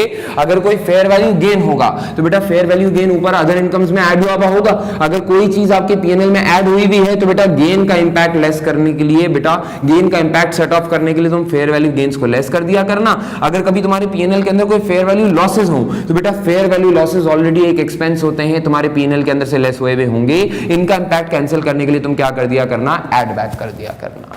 बात समझ में आती है सर? बस नहीं बेटा, हजारों मिसालें ऐसी हो सकती हैं जिसके अंदर तुम्हारे सामने कोई ना कोई नॉन कैश एक्सपेंस या नॉन कैश इनकम आ जाएगा। मिसाल के तौर पे तुम्हारे सामने कोई वारंटी का प्रोविजन आ जाए तो बेटा वारंटी का प्रोविजन तब बनाया जाता है जब प्रोबेबल आउटफ्लो हो जाए, तब नहीं बनाया जाता। तो अभी पैसे गए नहीं है लेकिन तुमने अपनी बुक्स के अंदर एक एक्सपेंस रिकॉर्ड कर लिया होगा, अगेन एक नॉन कैश एक्सपेंस है, तुम ऐड बैक कर दिया करना। बेटा लुबा क्या है कि एडजस्टमेंट्स के अंदर जितने भी नॉन कैश एक्सपेंसेस हैं उनको ऐड बैक कर दिया करना, और जितने भी नॉन कैश इनकम्स हैं बेटा उनको लेस कर दिया करना। खुद ब खुद जब तुम नॉन कैश चीजों को हटाना स्टार्ट कर दोगे तो तुम कैश की तरफ राग़िब होना स्टार्ट हो जाओगे, तुम कैश की तरफ पहुंचना स्टार्ट कर जाओगे। क्लियर होती है बात? ये सर आपने डिप्रिसिएशन ऐड बैक कराया, ओके, आपने अमोर्टाइजेशन ऐड बैक कराया, ओके, आपने impairment, loss, gain, fair value gain या लॉस ये सब ऐड या लेस करवाया, समझ में आती है सर, सब नॉन कैश चीजें हैं, ओके। लेकिन सर फिर अगर आप फॉर्मेट में जाके देखें तो आपने फॉर्मेट में इसके बाद ऐड करवाया है रेंटल इनकम लेस करवाया हुआ है। सर ये रेंटल इनकम आपने क्यों लेस करवाया? सर रेंटल इनकम तो अगर आपने कभी किसी को कोई प्रॉपर्टी रेंट पे दी हुई है तो आपके टेनेंट ने आपको तो रेंट कैश में लाके दिया होगा, और अगर आपके टेनेंट ने आपको रेंट कैश में लाके दिया होगा तो सर तो ये रेंटल इनकम तो एक कैश इनकम होती है। आपने रेंटल इनकम का भी इंपैक्ट यहां से ऑफसेट कर दिया, यानी इसको यहां से लेस कर दिया। सर इसी तरह अगर आप जाके देखिए dividend income, sir dividend income तो नॉर्मल इनकम होती है। सर डिविडेंड इनकम तो वाकई में आपको कैश मिलता है तो आप इनकम जाके रिकॉर्ड करते हैं। अगर आपने किसी और कंपनी की शेयर्स खरीदे में हैं तो उन्होंने आपको लाके डिविडेंड दिया होगा, सर डिविडेंड तो कैश की फॉर्म में आता है, यानी डिविडेंड इनकम तो एक कैश इनकम होती है, फिर भी आपने उसको यहां से लेस कर दिया है। सर ये क्यों? बात तो तुम्हारी सही, रेंटल इनकम हो या डिविडेंड इनकम हो, ये तो दोनों तो वाकई में सोचा जाए तो ये कैश इनकम्स होती हैं, और हमारा एडजस्टमेंट फॉर के अंदर काम क्या करना था कि सारे के सारे नॉन कैश एक्सपेंसेस और इनकम्स को एडजस्ट करना था। तो सर फिर यहाँ पे रेंटल इनकम और डिविडेंड इनकम क्यों? बेटा रीजन, बेटा अगर आप लॉजिकली सोचो तो ये रेंटल इनकम मुझे किस पे मिली होगी? रेंटल इनकम मुझे मिली ऐसे होगी कि मैंने किसी ना किसी को कोई प्रॉपर्टी रेंट पे दी होगी, और उसको प्रॉपर्टी रेंट पे देने की वजह से मेरे दोस्तों मुझे कोई ना कोई इनकम मिल गई होगी, कोई ना कोई रेंट मिल गया होगा। और जैसे मैंने आपको ये बोला कि बेटा किसी ना किसी प्रॉपर्टी पे मुझे रेंट मिला होगा, फौरन से फौरन आपके दिमाग में एक IAS झलकता होगा जिसका नाम था IAS 40। याद है IAS 40 का नाम हुआ करता था इन्वेस्टमेंट प्रॉपर्टी। नाम से देखो इन्वेस्टमेंट प्रॉपर्टी, कुछ आ रहा है दिमाग में? Investment property, investment property. बेटा इसी तरह अगर तुम देखो डिविडेंड इनकम, तो बेटा डिविडेंड इनकम आपको मिलेगी तब जब आपने किसी और कंपनी के शेयर्स के अंदर इन्वेस्टमेंट की भी होगी। अगर एक कंपनी ने किसी और कंपनी के शेयर्स के अंदर इन्वेस्टमेंट की भी है तो बीइंग अ शेयर होल्डर उनको बार बार डिविडेंड मिल जाया करता होगा, लेकिन देखो उसके लिए किसी और के शेयर्स के अंदर इन्वेस्ट करना जरूरी था। क्या मतलब? बेटा समझ में आया कि चाहे रेंटल इनकम की बात करो चाहे डिविडेंड इनकम की बात करो, आपकी बात बिल्कुल सही है। चाहे ये रेंटल इनकम हो चाहे ये डिविडेंड इनकम हो, ये दोनों कैश के अंदर ही मिला करते हैं। लेकिन मेरे दोस्तों ये भी तो सोचो, रेंटल इनकम और डिविडेंड इनकम दोनों का ताल्लुक दर हकीकत इन्वेस्टिंग एक्टिविटीज से होता है। तो इन इनकम्स को दर हकीकत कहां पे नजर आना चाहिए है? चाहे रेंटल इनकम हो चाहे डिविडेंड इनकम हो, मेरे दोस्तों इन दोनों को नजर आना चाहिए है इन्वेस्टिंग एक्टिविटीज के अंदर। मानते हो तुम सब लोग इस बात को? अब लॉजिकली सोचना, देखो ये रेंटल इनकम और डिविडेंड इनकम मेरे पीएनएल के अंदर ऑलरेडी शामिल होगी, और अगर ये रेंटल इनकम और ये डिविडेंड इनकम मेरे पीएनएल के अंदर एज एन इनकम ऑलरेडी शामिल है, तो इसका मतलब इस प्रॉफिट के अंदर ऑलरेडी शामिल है। सब लोग मानते हैं इस बात को? अच्छा, फिर ये बात भी मानो कि तुम लोगों ने अभी मेरे साथ इस बात को एक्सेप्ट किया कि रेंटल इनकम और डिविडेंड इनकम आते ही तब है जब आपके पास कोई ना कोई इन्वेस्टमेंट प्रॉपर्टी हो या आपके पास कोई ना कोई इन्वेस्टमेंट इन शेयर्स हो, तो दर हकीकत इन दोनों टाइप की इनकम्स को आना इन्वेस्टिंग एक्टिविटीज के अंदर चाहिए है। अब तुम देखो एक फंडा है, मुझे इनकम्स को दिखाना यहां पे है, लेकिन क्योंकि ये इनकम्स ऑलरेडी मेरे पीएनएल के अंदर शामिल हैं तो ऑलरेडी मेरे प्रॉफिट एंड लॉस अकाउंट के अंदर भी शामिल होती होंगी। एक दफा इस प्रॉफिट के अंदर रेंटल और डिविडेंड इनकम का इंपैक्ट आया हुआ है। एक दफा इस प्रॉफिट के अंदर रेंटल इनकम और डिविडेंड इनकम का इंपैक्ट आया हुआ है। अगर मैं यही रेंटल इनकम और डिविडेंड इनकम दोबारा इन्वेस्टिंग एक्टिविटीज के अंदर जाके लिख दूंगा तो डबल काउंटिंग नहीं हो जाया करेगी। भाई देखो ना, रेंटल इनकम और डिविडेंड इनकम मेरे पीएनएल के अंदर ऑलरेडी शामिल होती है। तो अगर रेंटल इनकम और डिविडेंड इनकम मेरे पीएनएल के अंदर ऑलरेडी शामिल होती है तो जरा सोचो, एक बार एक इंपैक्ट इस प्रॉफिट के अंदर आया हुआ होगा और एक बार अगर इंपैक्ट ऑलरेडी अदर इनकम की फॉर्म में इस प्रॉफिट के अंदर आया हुआ होगा तो मुझे कहीं और जाके भी इन्वेस्टिंग एक्टिविटीज के अंदर फॉर्मेट के मुताबिक रेंटल इनकम और डिविडेंड इनकम दिखाना है। एक बार इस प्रॉफिट के अंदर भी शामिल होगा, एक बार यहां पे भी शामिल हो जाएगा। तो कहने से डबल काउंटिंग नहीं हो रही होगी, डबल काउंटिंग हो जाएगी। इस डबल काउंटिंग को अवॉइड करने के लिए IAS 7 क्या कहता है? रेंटल इनकम और डिविडेंड इनकम का असल में ताल्लुक इन्वेस्टिंग एक्टिविटीज से होता है, तो ये इनकम असल में कैश फ्लो के अंदर यहां नजर आनी चाहिए। और अगर असल में ये इनकम्स कैश फ्लो में यहां नजर आनी चाहिए हैं तो इसका मतलब प्रॉफिट में से उनका इंपैक्ट डिलीट कर देना होगा। सर प्रॉफिट में उनका इंपैक्ट डिलीट कैसे करेंगे? बेटा ये ऑलरेडी आपके प्रॉफिट के अंदर ऐड हुई भी इनकम्स होती है ना, तो उनको एक बार यहां से लेस कर दिया करना। जब तुम रेंटल इनकम को और डिविडेंड इनकम को यहां से एक बार लेस कर दिया करोगे तो जरा सोचो, पीएनएल के अंदर ऐड हुई हुई थी, जब पीएनएल के अंदर ऐड हुई हुई थी इसका मतलब प्रॉफिट के अंदर ऐड हुई हुई थी। बेटा जब पीएनएल के अंदर ऐड हुई हुई थी और प्रॉफिट के अंदर ऐड हुई हुई थी और तुम यहां से एक बार लेस कर दोगे तो कहने से इंपैक्ट नलिफाई हो जाएगा, बेटा इंपैक्ट जीरो हो जाएगा। एक बार आपके पीएनएल का इंपैक्ट यहां पे माइनस करवा के बेटा जीरो हो जाए तो अल्टीमेटली आप इस इनकम को सही जगह जाके दिखा दीजिएगा, इन्वेस्टिंग एक्टिविटीज की हेडिंग के अंदर जाके बेटा दिखा दीजिएगा, कैश अमाउंट रिसीव्ड दिखा दीजिएगा और बात बिल्कुल सही हो जाया करेगी। यानी वैसे तो समझ में ही आया कि हम सारे के सारे नॉन कैश एक्सपेंसेस और इनकम्स को सही कर रहे थे, लेकिन कभी कभार क्लासिफिकेशंस को भी सही करना पड़ता है, सच एज रेंटल इनकम और डिविडेंड इनकम को सही जगह लाके दिखाना पड़ता है। क्लियर होती है बात? ये अभी मैंने तुमको क्या बताया? अभी मैंने तुमको ये बताया कि देखो एडजस्टमेंट्स फॉर का दर हकीकत क्लासिफिकेशन सही करना भी टारगेट है, लेकिन दर हकीकत टारगेट ये होता है कि सारे के सारे नॉन कैश एक्सपेंसेस और नॉन कैश इनकम्स को आपकी बुक से हटाया जाए। अगर हम अपने पीएनएल से यानी प्रॉफिट बिफोर टैक्सेस से सारे के सारे नॉन कैश एक्सपेंसेस और इनकम्स हटा तो खुद ब खुद कैश के ऊपर आके खड़े हो जाया करेंगे। यही इनडायरेक्ट मेथड का उसूल है। क्लियर होती है सबको ये बात? अब अगर तुम फॉर्मेट में जाके देखो तो इस फॉर्मेट के अंदर मैंने कहीं ना कहीं तुम्हें एक और बात लिख के दी है, और वो बात मैंने लिख के दी है बेटा तुम लोगों को अमोर्टाइजेशन ऑफ ग्रांट। और देखो अमोर्टाइजेशन ऑफ ग्रांट को मैंने यहां से लेस किया हुआ है। तुम लोग याद करो, ग्रांट से तुम लोगों के दिमाग में IAS 20 आता होगा। तुमको याद है IAS 20 के अंदर एक कैपिटल अप्रोच और इनकम अप्रोच हुआ करती थी, और कैपिटल अप्रोच को मना फरमा दिया गया था और इनकम अप्रोच के ऊपर ईमान लेकर आए थे। फिर अगर तुम्हें यहां तक ये बात याद आ गई तो तुम्हें ये बात भी याद आ जाएगी कि इनकम अप्रोच के अंदर कभी भी पहले दिन ग्रांट को एज एन इनकम नहीं बुक किया जाता था, बल्कि जिस दिन आपको ग्रांट मिलता था बेटा, जिस दिन आपको ग्रांट मिलता था उस दिन आप कैश डेबिट और डेफर्ड इनकम क्रेडिट कर लिया करते करते थे और फिर डेफर्ड इनकम को Aahista Aahista Aahista Aahista Aahista Aahista over the useful life of the asset, या जिस मैनर के अंदर इनकम को कमाया जा रहा है उस मैनर के अंदर आहिस्ता आहिस्ता पीएनएल के अंदर लेके जाया करते थे। यानी तुम देखो, तुम बार बार Aahista Aahista Aahista Aahista amortisation of government grant record किया करते थे। बेटा IAS 20 को याद करो ना, पैसा मिलता था कभी और, लेकिन वो आहिस्ता आहिस्ता आहिस्ता आहिस्ता आहिस्ता आहिस्ता तुम्हारे पीएनएल के अंदर जाया करता था। यानी तुम्हारे पीएनएल के अंदर अमोर्टाइजेशन ऑफ गवर्नमेंट ग्रांट जाया करता था। मानते हो आप लोग इस बात को? फिर तुम ये बात नहीं मानते हो कि देखो, अमोर्टाइजेशन ऑफ गवर्नमेंट ग्रांट का पैसों से कोई ताल्लुक नहीं होता। ग्रांट का पैसा आपको बहुत पहले मिल चुका होता है, वो आहिस्ता आहिस्ता आहिस्ता आहिस्ता आहिस्ता आहिस्ता पीएनएल के अंदर जा रहा होता है, और जब वो आहिस्ता आहिस्ता अमोर्टाइज हो के तो डेफर्ड इनकम तुम्हारी पीएनएल के अंदर जारी होती है, तो वो कैश नहीं होती है, वो दर हकीकत एक नॉन कैश इनकम होती है। पैसा तो तुम्हें बहुत पहले मिल गया होता है, बस वो आहिस्ता आहिस्ता आहिस्ता आहिस्ता करके बेटा चीजें पीएनएल के अंदर जाती हैं। और अगेन, क्योंकि अमोर्टाइजेशन ऑफ गवर्नमेंट ग्रांट, क्योंकि अमोर्टाइजेशन ऑफ गवर्नमेंट ग्रांट दर हकीकत कैश इनकम नहीं होती है, बल्कि वो आहिस्ता आहिस्ता आहिस्ता आहिस्ता अमोर्टाइज होने वाली इनकम होती है। तो क्योंकि amortisation of government grant is a non cash income, तो बेटा नॉन कैश इनकम को यहां से क्या कर दिया जाता है? लेस कर दिया जाता है। डन?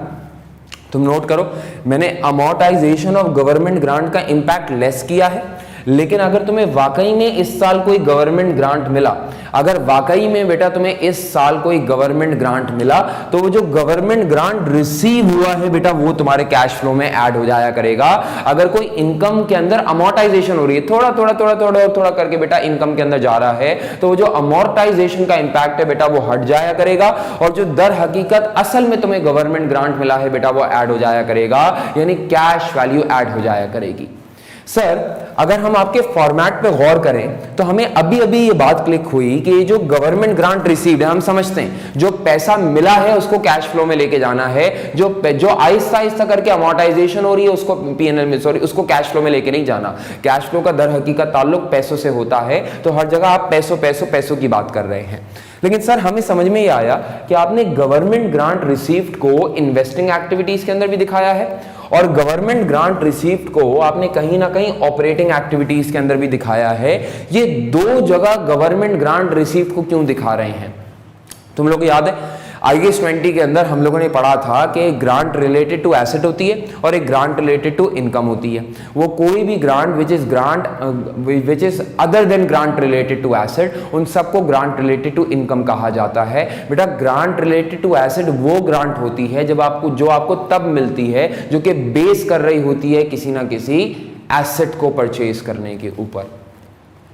अब लॉजिकली सोचो, क्योंकि ग्रांट रिलेटेड टू एसेट आपको तब मिलती है, क्योंकि ग्रांट रिलेटेड टू एसेट आपको तब मिलती है जब आप किसी एसेट के अंदर इन्वेस्टमेंट करते हैं। आपने कोई मशीनरी खरीदी, उसके ऊपर गवर्नमेंट ने आपको सब्सिडाइज कर दिया, आपने कोई मशीनरी खरीदी, उसके ऊपर गवर्नमेंट ने आपको कुछ डोनेशन दे दिया।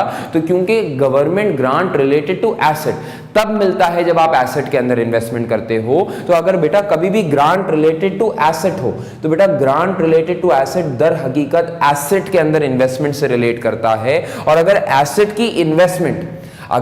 की इन्वेस्टमेंट बजाते खुद इन्वेस्टिंग एक्टिविटीज के अंदर दिखाई जाती है, तो इसी इन्वेस्टमेंट के ऊपर अगर आपको कोई ग्रांट मिल गया तो बेटा वो भी कहां दिखाया जाएगा? इन्वेस्टिंग एक्टिविटीज के अंदर दिखाया जाएगा।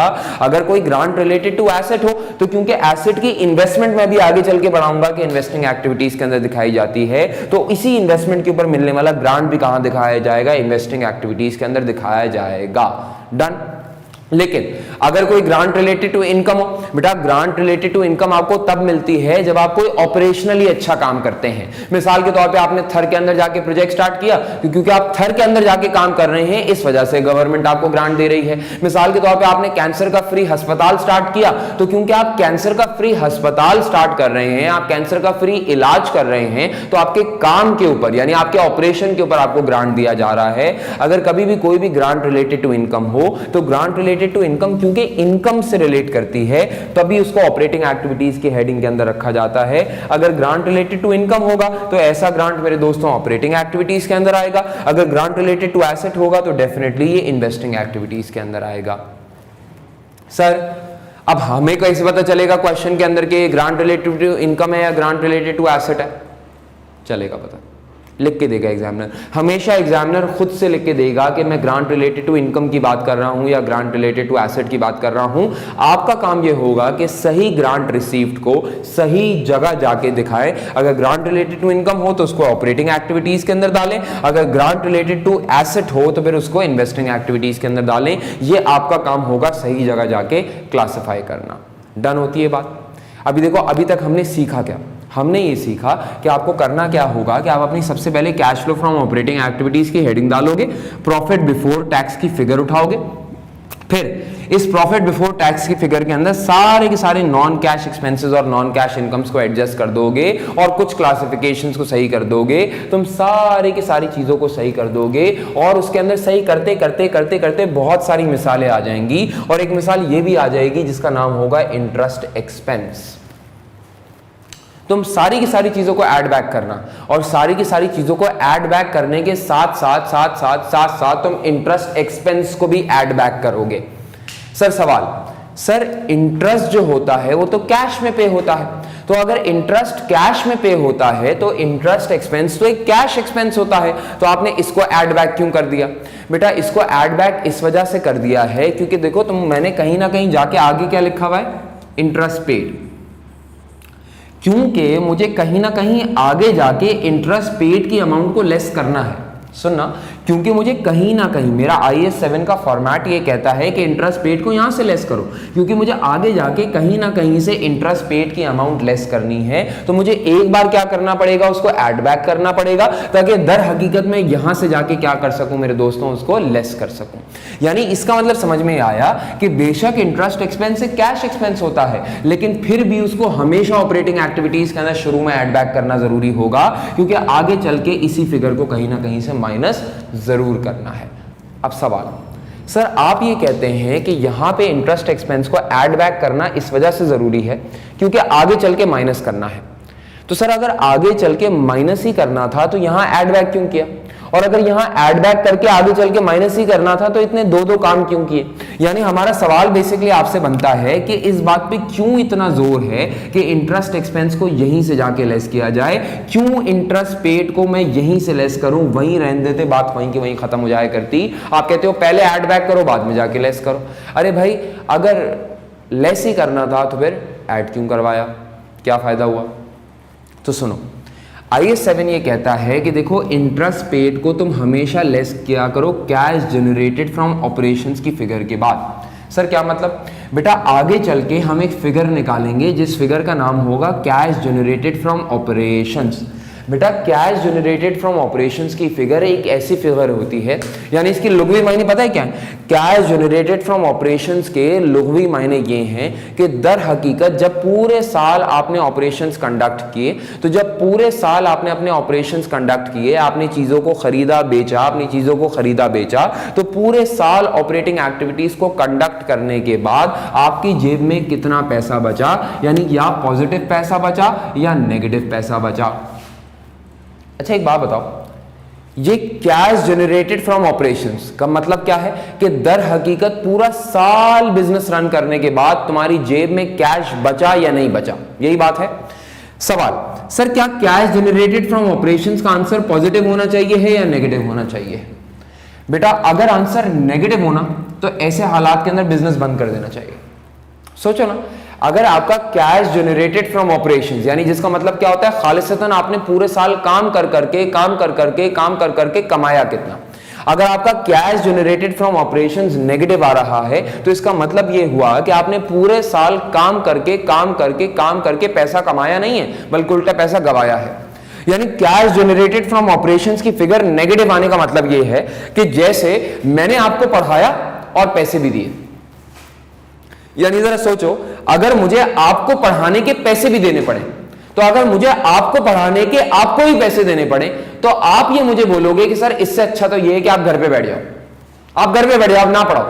क्योंकि सर अगर आपको हमें पढ़ाने के उल्टा पैसे देने पड़ते हैं तो अगर आप नहीं पढ़ाओगे तो ये ज्यादा बेहतर बात है, यानी अगर आप अपने सेटअप को बंद कर दोगे तो ये ज्यादा बेहतर बात है। सही है, अगर आप घर पे फारिग बैठ जाओगे, अगर आप नहीं पढ़ाओगे तो सही, आप कुछ कमाओगे नहीं लेकिन कुछ गवाओगे भी तो नहीं। यानी ये तो अजीब ही बात हो जाए कि मैं पूरा साल बिजनेस रन करूं और पूरे साल बिजनेस रन करने के अंदर आपको पढ़ाऊं भी और उल्टा आपको पैसे भी दे दिया करूं। अगर कैश जनरेटेड फ्रॉम ऑपरेशंस यानी खालिसतन ऑपरेशंस का पैसा मेरे दोस्तों नेगेटिव आ रहा है, तो इसका मतलब यही है कि जैसे कि आपने पूरा साल काम किया और पूरा साल काम करने के अंदर उल्टा पैसा दिया है सामने वाले को बिजनेस रन करने के लिए, और अगर तुम पैसा दे के बिजनेस रन करते हो तो इससे बुरी कोई और बात नहीं हो सकती। इससे बहुत अच्छा है कि अपने बिजनेस के इदारे को बंद करो और इदारे को बंद करके सब लोग घर घर चले जाओ, यानी शेयर होल्डर को उनका पैसा वापस कर दो। क्योंकि पैसे दे के पढ़ाने का कोई फायदा नहीं है, पैसे लेके पढ़ाने का फायदा है, दे के पढ़ाने का कोई फायदा नहीं है। डन, बात समझ में आती। अब देखो हमारा सवाल यह था कि इंटरेस्ट पेड को यहीं से क्यों लेस करना होता है। ऊपर ऐड बैक करो और फिर यहां आके लेस करो। भाई ऊपर ऐड बैक करके यहां आके लेस करना है तो इंपैक्ट तो नलिफाई हो रहा है, तो अगर इंपैक्ट नलिफाई हो रहा है तो इतनी मेहनत क्यों कर रहे हो? क्योंकि हमारा फॉर्मेट ये कहता है कि इंटरेस्ट पेड को यहीं से लेस करके दिखाना है। सर क्यों यहीं से लेस करके दिखाना है? भाई देखो अभी मैंने तुम लोगों को ये बात समझाई कि कैश जनरेटेड फ्रॉम ऑपरेशंस की फिगर वो फिगर है जो कि खालिसतन आपको ये बताती है कि आपको काम करना चाहिए है या नहीं करना चाहिए है। यानी कैश जनरेटेड फ्रॉम ऑपरेशंस का मतलब ये है कि खालिसतन ऑपरेशंस कर करके यानी बिजनेस एक्टिविटीज कंडक्ट कर करके तुम्हारे पास पैसा बचता है या नहीं बचता। अब अगर मिसाल के तौर पे लेट अस सपोज कंपनी का कैश जनरेटेड फ्रॉम ऑपरेशंस आ जाता है 1000 रुपए, पॉजिटिव आता है लेकिन आता कितना है 1000 रुपए, तो अब सवाल ये बनेगा कि यार चलो सही है कैश जनरेटेड फ्रॉम ऑपरेशंस का आंसर पॉजिटिव तो है, लेकिन अब सवाल ये बनेगा कि सही है सर यासिर पढ़ा के कुछ कमा तो रहे हैं, लेकिन सवाल ये बनेगा कि क्या ये कमाई इनफ है या नहीं है। तो जब आप बिजनेस से ये पूछते हैं कि तुम्हारी cash generated from operations enough है या नहीं है, तो IAS 7 ये कहता है कि जब तुम बिजनेस की परफॉर्मेंस को अप्रेस करने जाते हो और बिजनेस से ये पूछते हो कि तुम्हारा कैश जनरेटेड फ्रॉम ऑपरेशंस 1000 का इनफ है या नहीं है, तो हमारे यहाँ इनफ को एनालाइज करने का पैरामीटर ये है कि हम ये देख लेते हैं कि कम से कम बिजनेस को उतना ऑपरेशन से कमाना चाहिए है कि वो अपनी जरूरियात को पूरा कर सके। क्या मतलब? भाई मैं पढ़ा के कुछ कमाना चाहता हूं ना, तो अगर मैं पढ़ा के कुछ कमाना चाहता हूं और मैं आपसे आके ये पूछूं कि बताओ मुझे पढ़ा के कम से कम कितना कमाना चाहिए, तो आप ये बोलेंगे कि सर आपको पढ़ा के कम से कम उतना कमाना चाहिए है कि आपकी जरूरियात पूरी हो जाया करें, यानी अल्टीमेटली आप अपनी ऑब्लिगेशंस को सेट ऑफ कर दिया करें। मानते हो आप लोग इस बात को? अगर मेरे ऊपर ऑब्लिगेशंस को सेट ऑफ करने का पैरामीटर है तो कंपनी के ऊपर भी सेम पैरामीटर अप्लाई होगा। यानी IAS 7 ये कहता है कि मैं इंटरेस्ट पेड और टैक्सेस पेड को यहां से इस वजह से लेस करवाना चाहता हूं क्योंकि मैं ये अप्रेस करना चाहता हूं कि जब कंपनी का कैश जनरेटेड फ्रॉम ऑपरेशंस आ जाता है तो इस 1000 के पैसे को जज करने का क्राइटेरिया ये है कि क्या कंपनी अपने इंटरेस्ट और टैक्सेस यानी अपनी फाइनेंसिंग की ऑब्लिगेशंस और अपनी टैक्सेशन के ऑब्लिगेशंस को पूरा कर सकता है। भाई minimum cash generated from operations उतना ही अच्छा होगा, minimum cash generated from operations उतना ही अच्छा होगा कि कम से कम इतना तो हो कि अपनी जिम्मेदारियों को पूरा करने के काम आए। यानी कम से कम इतना तो कैश जनरेटेड फ्रॉम ऑपरेशंस हो कि इंटरेस्ट को और टैक्स को पे करने के काम आए। अगर कंपनी इतना भी ऑपरेशन से नहीं कमाती कि अपनी जिम्मेदारियों को पूरा कर सके, यानी अपनी डेट होल्डर की तरफ ऑब्लिगेशन को, अपने टैक्सेस की ऑब्लिगेशन को, इंटरेस्ट पेमेंट्स की ऑब्लिगेशन को, अपने टैक्सेस की ऑब्लिगेशंस को पे कर सके, तो इससे घटिया कंपनी कोई नहीं हो सकती है। और क्योंकि हमें कैश जनरेटेड फ्रॉम ऑपरेशंस की परफॉर्मेंस को, हमें कैश जनरेटेड फ्रॉम ऑपरेशंस की फिगर को इनकी ऑब्लिगेशंस की बेसिस के ऊपर असेस करना है, इनकी ऑब्लिगेशंस की बेसिस के ऊपर असेस करना है, देयरफॉर इंटरेस्ट और टैक्स पेड को यहीं से लेस करवाना जरूरी होगा। और क्योंकि इंटरेस्ट को यहीं से लेस करवाना जरूरी था तो एक बार हमने उसको ऐड बैक करवा दिया था। देखो हमारा जो स्टार्ट हुआ था ना, वो हमारा स्टार्ट हुआ था प्रॉफिट बिफोर टैक्सेस से।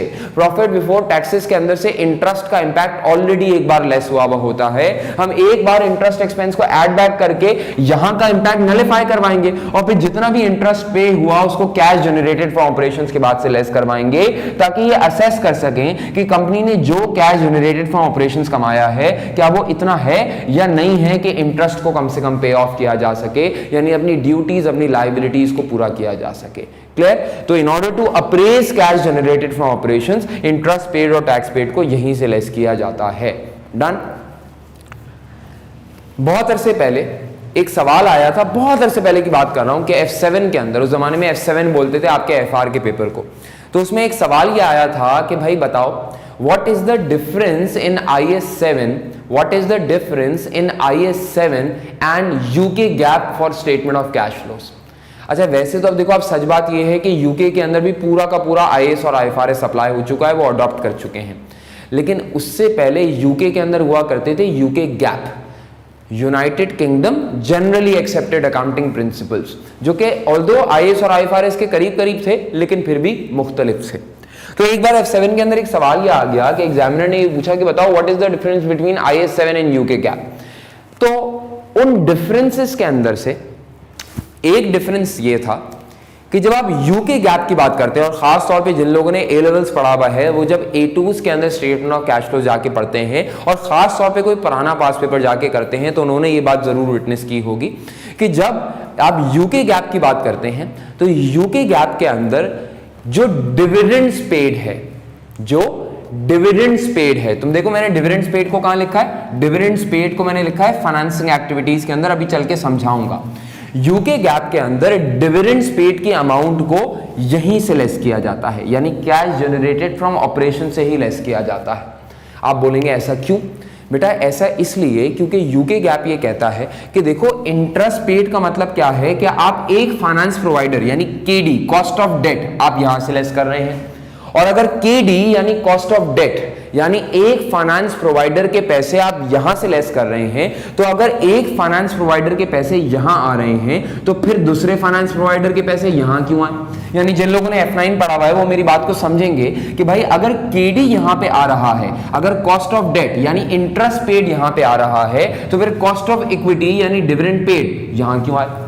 भाई अच्छी बात ये थी कि यूके गैप ये कहता था कि भाई कंपैरेबिलिटी इंश्योर होनी चाहिए है, एंड देयरफॉर अगर आप इंटरेस्ट पेड को इधर से लेस करके दिखाते हैं, कैश जनरेटेड फ्रॉम ऑपरेशंस के बाद से लेस करके दिखाते हैं, तो फिर डिविडेंड पेड को भी यहीं से लेस करके दिखाया करें। ये यूके गैप की बात थी। IS7 के अंदर दोनों बातें अलाउड हैं। IS7 खुली इजाजत ये देता है कि अगर चाहो तो डिविडेंड पेड को तुम फाइनेंसिंग एक्टिविटीज से लेस करके दिखाया करो, या फिर तुम चाहो तो डिविडेंड पेड को तुम यहीं इंटरेस्ट पेड के बाद लेस करके दिखाया करो। जो लोग इस फॉर्मेट को फॉलो करते हैं कि जहां इंटरेस्ट पेड दिखाया जाए वहीं डिविडेंड पेड दिखा दिया जाए, वो लोग ये बात को इसलिए मानते हैं कि वो कहते हैं कि अगर एक फाइनेंस प्रोवाइडर के पैसे इधर आ रहे हैं तो फिर दूसरे फाइनेंस प्रोवाइडर के पैसे भी इधर ही आ जाया करें। ये इस मामले को सपोर्ट करने वाले लोग हैं।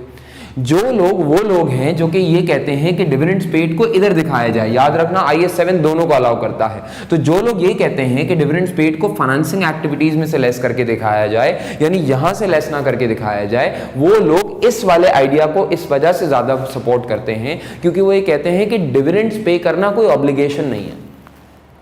देखो, इंटरेस्ट पे करना एक ऑब्लिगेशन है, टैक्स पे करना एक ऑब्लिगेशन है, and therefore cash generated from operations की फिगर को अप्रेस करने के लिए, एनालाइज करने के लिए इन दोनों फिगर्स का यहां से लेस करना बनता है। लेकिन डिविडेंड पे करना कोई ऑब्लिगेशन नहीं है। डिविडेंड अगर 1 साल ना पे करो, 2 साल ना पे करो, 10 साल ना पे करो तो चलता है। तो क्योंकि डिविडेंड्स मैंडेटरी नहीं होते, वो कोई ऑब्लिगेशन का पार्ट नहीं है, तो देयरफॉर हम ये कहते हैं कि क्योंकि डिविडेंड्स ऑब्लिगेशन नहीं होते तो उनको यहां से लेस करना नहीं बनता। याद रखिएगा, IS7 दोनों बातें अलाउ करता है कि आप डिविडेंड्स पेड को चाहें तो फाइनेंसिंग एक्टिविटीज के अंदर से लेस करें, या चाहें तो यहीं जाके ऑपरेटिंग एक्टिविटीज के अंदर से लेस कर दें। ये दोनों आपकी मर्जी के ऊपर डिपेंड करता है। क्लियर होती है सबको ये बात? डन। हम जब क्लास के अंदर सॉल्व किया करेंगे बच्चों, तो जब भी हम क्लास के अंदर सॉल्व किया करेंगे तो हम हमेशा डिविडेंड पेड्स को फाइनेंसिंग एक्टिविटीज के अंदर ही रखा करेंगे। ये हमारी क्लास का उसूल होगा। आपको एग्जाम में जो करना हो कर दीजिएगा, लेकिन हमारी क्लास के अंदर तो फॉर्मेट यही रहेगा कि आप डिविडेंड पेड को यहीं से लेस करेंगे। एग्जाम के अंदर भी आप यही मेथोडोलॉजी फॉलो कर सकते हैं। क्लियर बात सबको समझ में आती है? डन। अगर ये बात समझ में आती है तो हम अपनी बात की तरफ दोबारा बढ़ते हैं। याद है आप लोगों को कहानी चल क्या रही थी कहानी ये चल रही थी कि हमने प्रॉफिट बिफोर टैक्सेस से स्टार्ट किया था, सारे के सारे नॉन कैश एक्सपेंसेस और सारे के सारे नॉन कैश इनकम्स को लेस किया था, ऐड या लेस किया था, और इंटरेस्ट एक्सपेंस को भी ऐड बैक किया था क्योंकि यहाँ से लेस करना जरूरी था। एक बार आप ये सारी चीजें plus plus plus plus minus minus जो भी करना है कर लेंगे, तो इन सारी की सारी फिगर्स को टोटल कर लीजिएगा, और जब आप इन सारी की सारी प्लस माइनस फिगर्स की फिगर्स को टोटल कर लेंगे तो आपके पास नेट में आंसर या तो पॉजिटिव आएगा या तो नेगेटिव आएगा। देखिए बेटा ये बात याद रखिएगा कि मेरे पास बोर्ड छोटा है तो मैंने नेक्स्ट कॉलम से स्टार्ट किया है। आप लोग ये सारी की सारी फिगर्स एक ही लाइन के अंदर देख रहे होंगे अपने रजिस्टर्स के अंदर। आपने सारी की सारी प्लस माइनस की फिगर्स को एडजस्ट किया, सारी की सारी प्लस माइनस की फिगर्स को एडजस्ट करने के बाद या तो नेट पॉजिटिव आएगा या तो नेट नेगेटिव आएगा।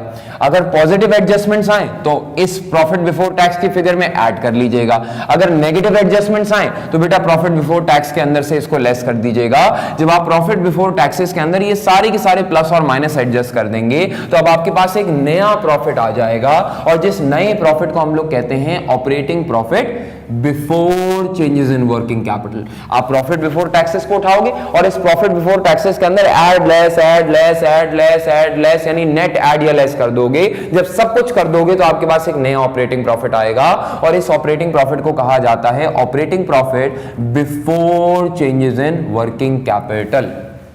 डन होती है बात ये।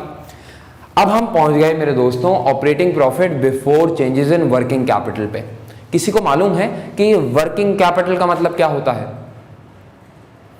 वर्किंग कैपिटल का मतलब होता है मेरे दोस्तों current assets minus current liabilities. यानी जब हम वर्किंग कैपिटल की बात करते हैं तो हम करंट एसेट्स और करंट लायबिलिटीज की बात करते हैं, और जब हम करंट एसेट्स और करंट लायबिलिटीज की बात करते हैं तो तीन नाम हमारे दिमाग में आते हैं जिनका ऑपरेशन से ताल्लुक है: इन्वेंट्रीज, रिसीवेबल्स, पेएबल्स। ये वाली फिगर जो आपने निकाली ये before changes in working capital है ना, तो आगे आने वाली चीज क्या होगी मेरे दोस्तों? चेंजेस इन वर्किंग कैपिटल होगी। वर्किंग कैपिटल की चेंजेस के अंदर मेरे दोस्तों हम तीन चीजें निकाला करेंगे: इन्वेंट्री का इंक्रीज या डिक्रीज, रिसीवेबल्स का इंक्रीज या डिक्रीज, पेएबल्स का इंक्रीज या डिक्रीज।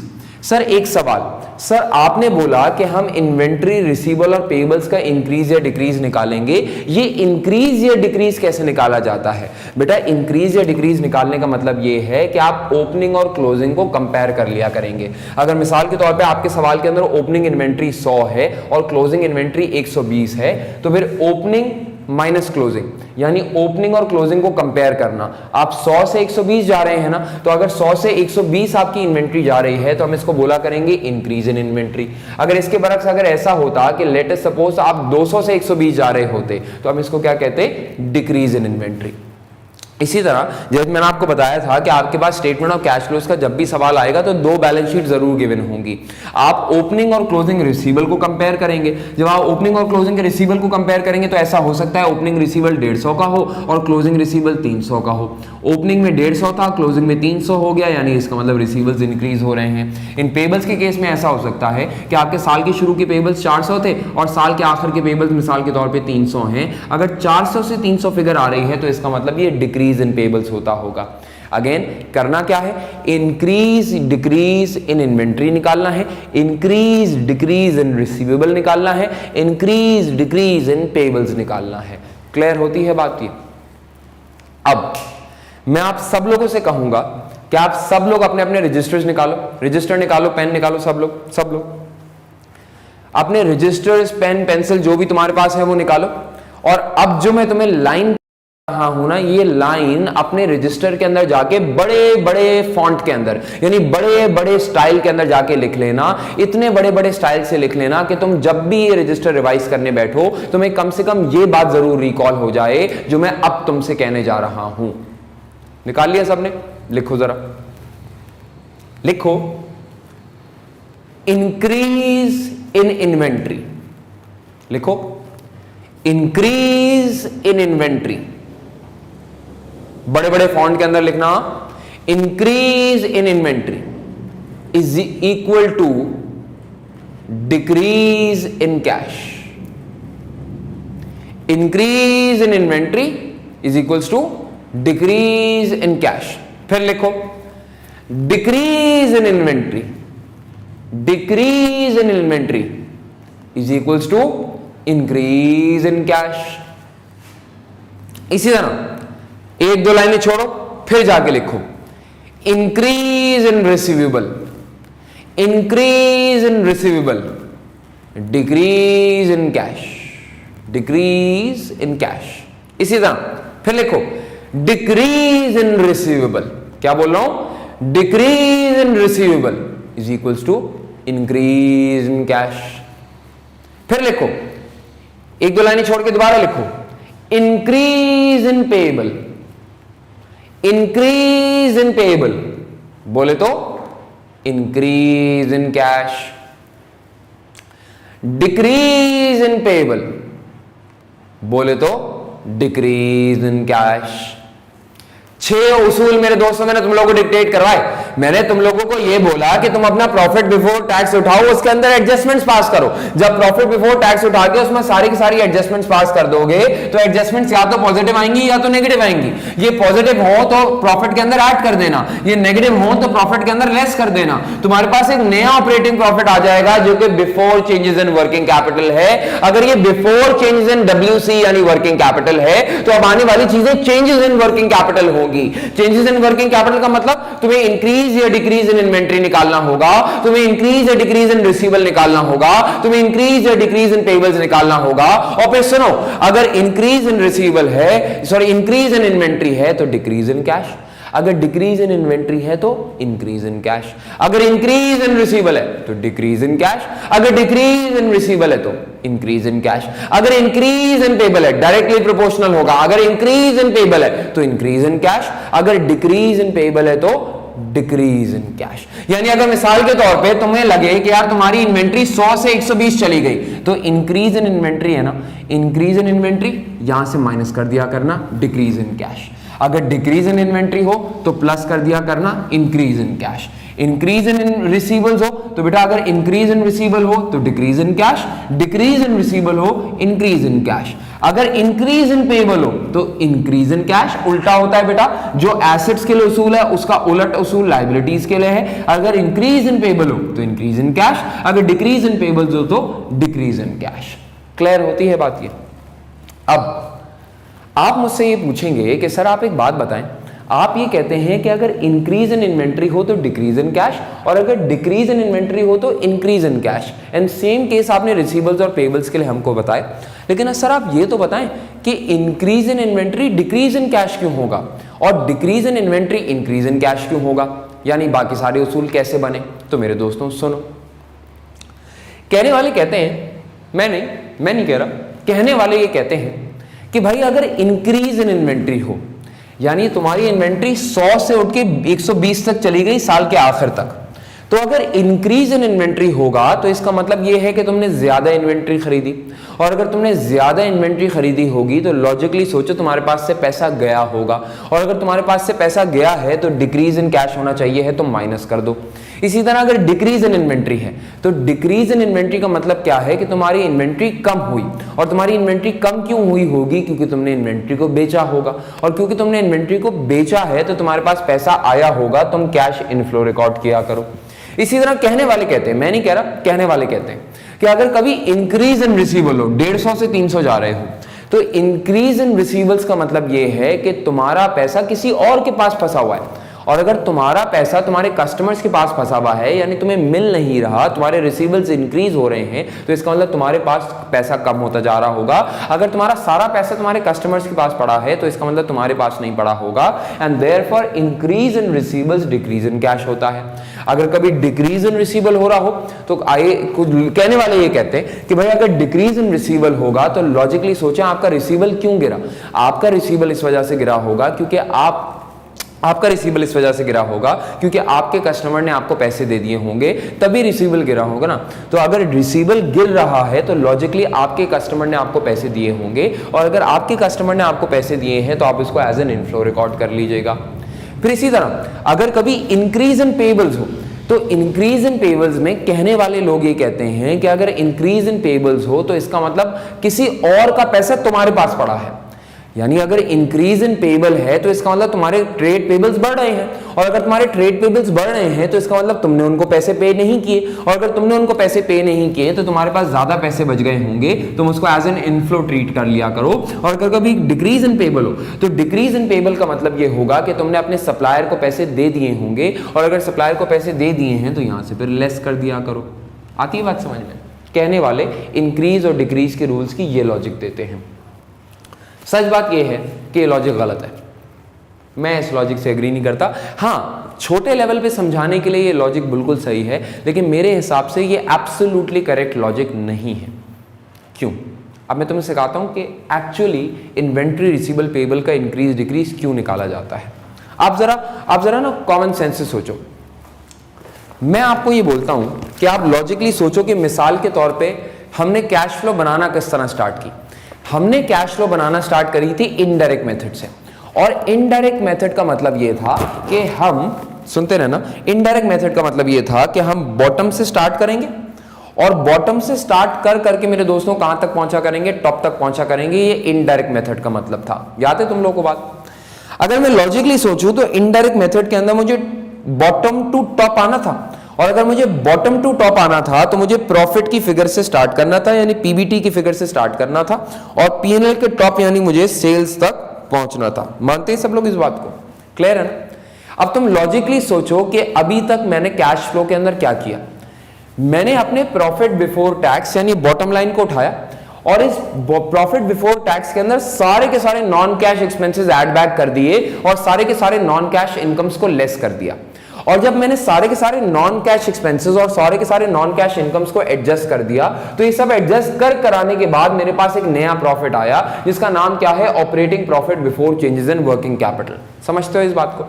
यानी लॉजिकली सोचो तो हुआ क्या है।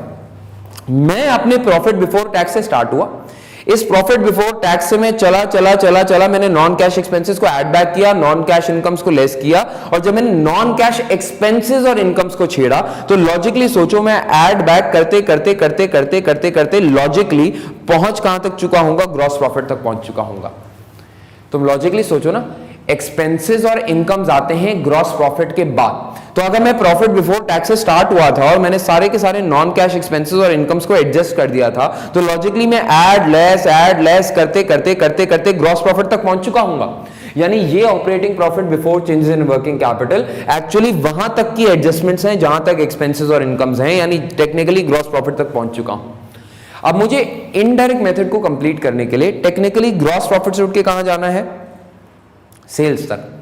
और अगर मुझे ग्रॉस प्रॉफिट से लॉजिकली उठ के सोचो, मुझे ग्रॉस प्रॉफिट से सेल्स तक जाना है, तो ग्रॉस प्रॉफिट से सेल्स तक जाने के लिए तुम सोचो कितनी नॉन कैश चीजें आती हैं। ग्रॉस प्रॉफिट से सेल्स तक जाने के अंदर 3 टाइप की नॉन कैश चीजें आती हैं: क्रेडिट सेल, क्रेडिट परचेज और ओपनिंग और क्लोजिंग इन्वेंट्री। तुम सोचो ना, ग्रॉस प्रॉफिट से सेल तक है क्या?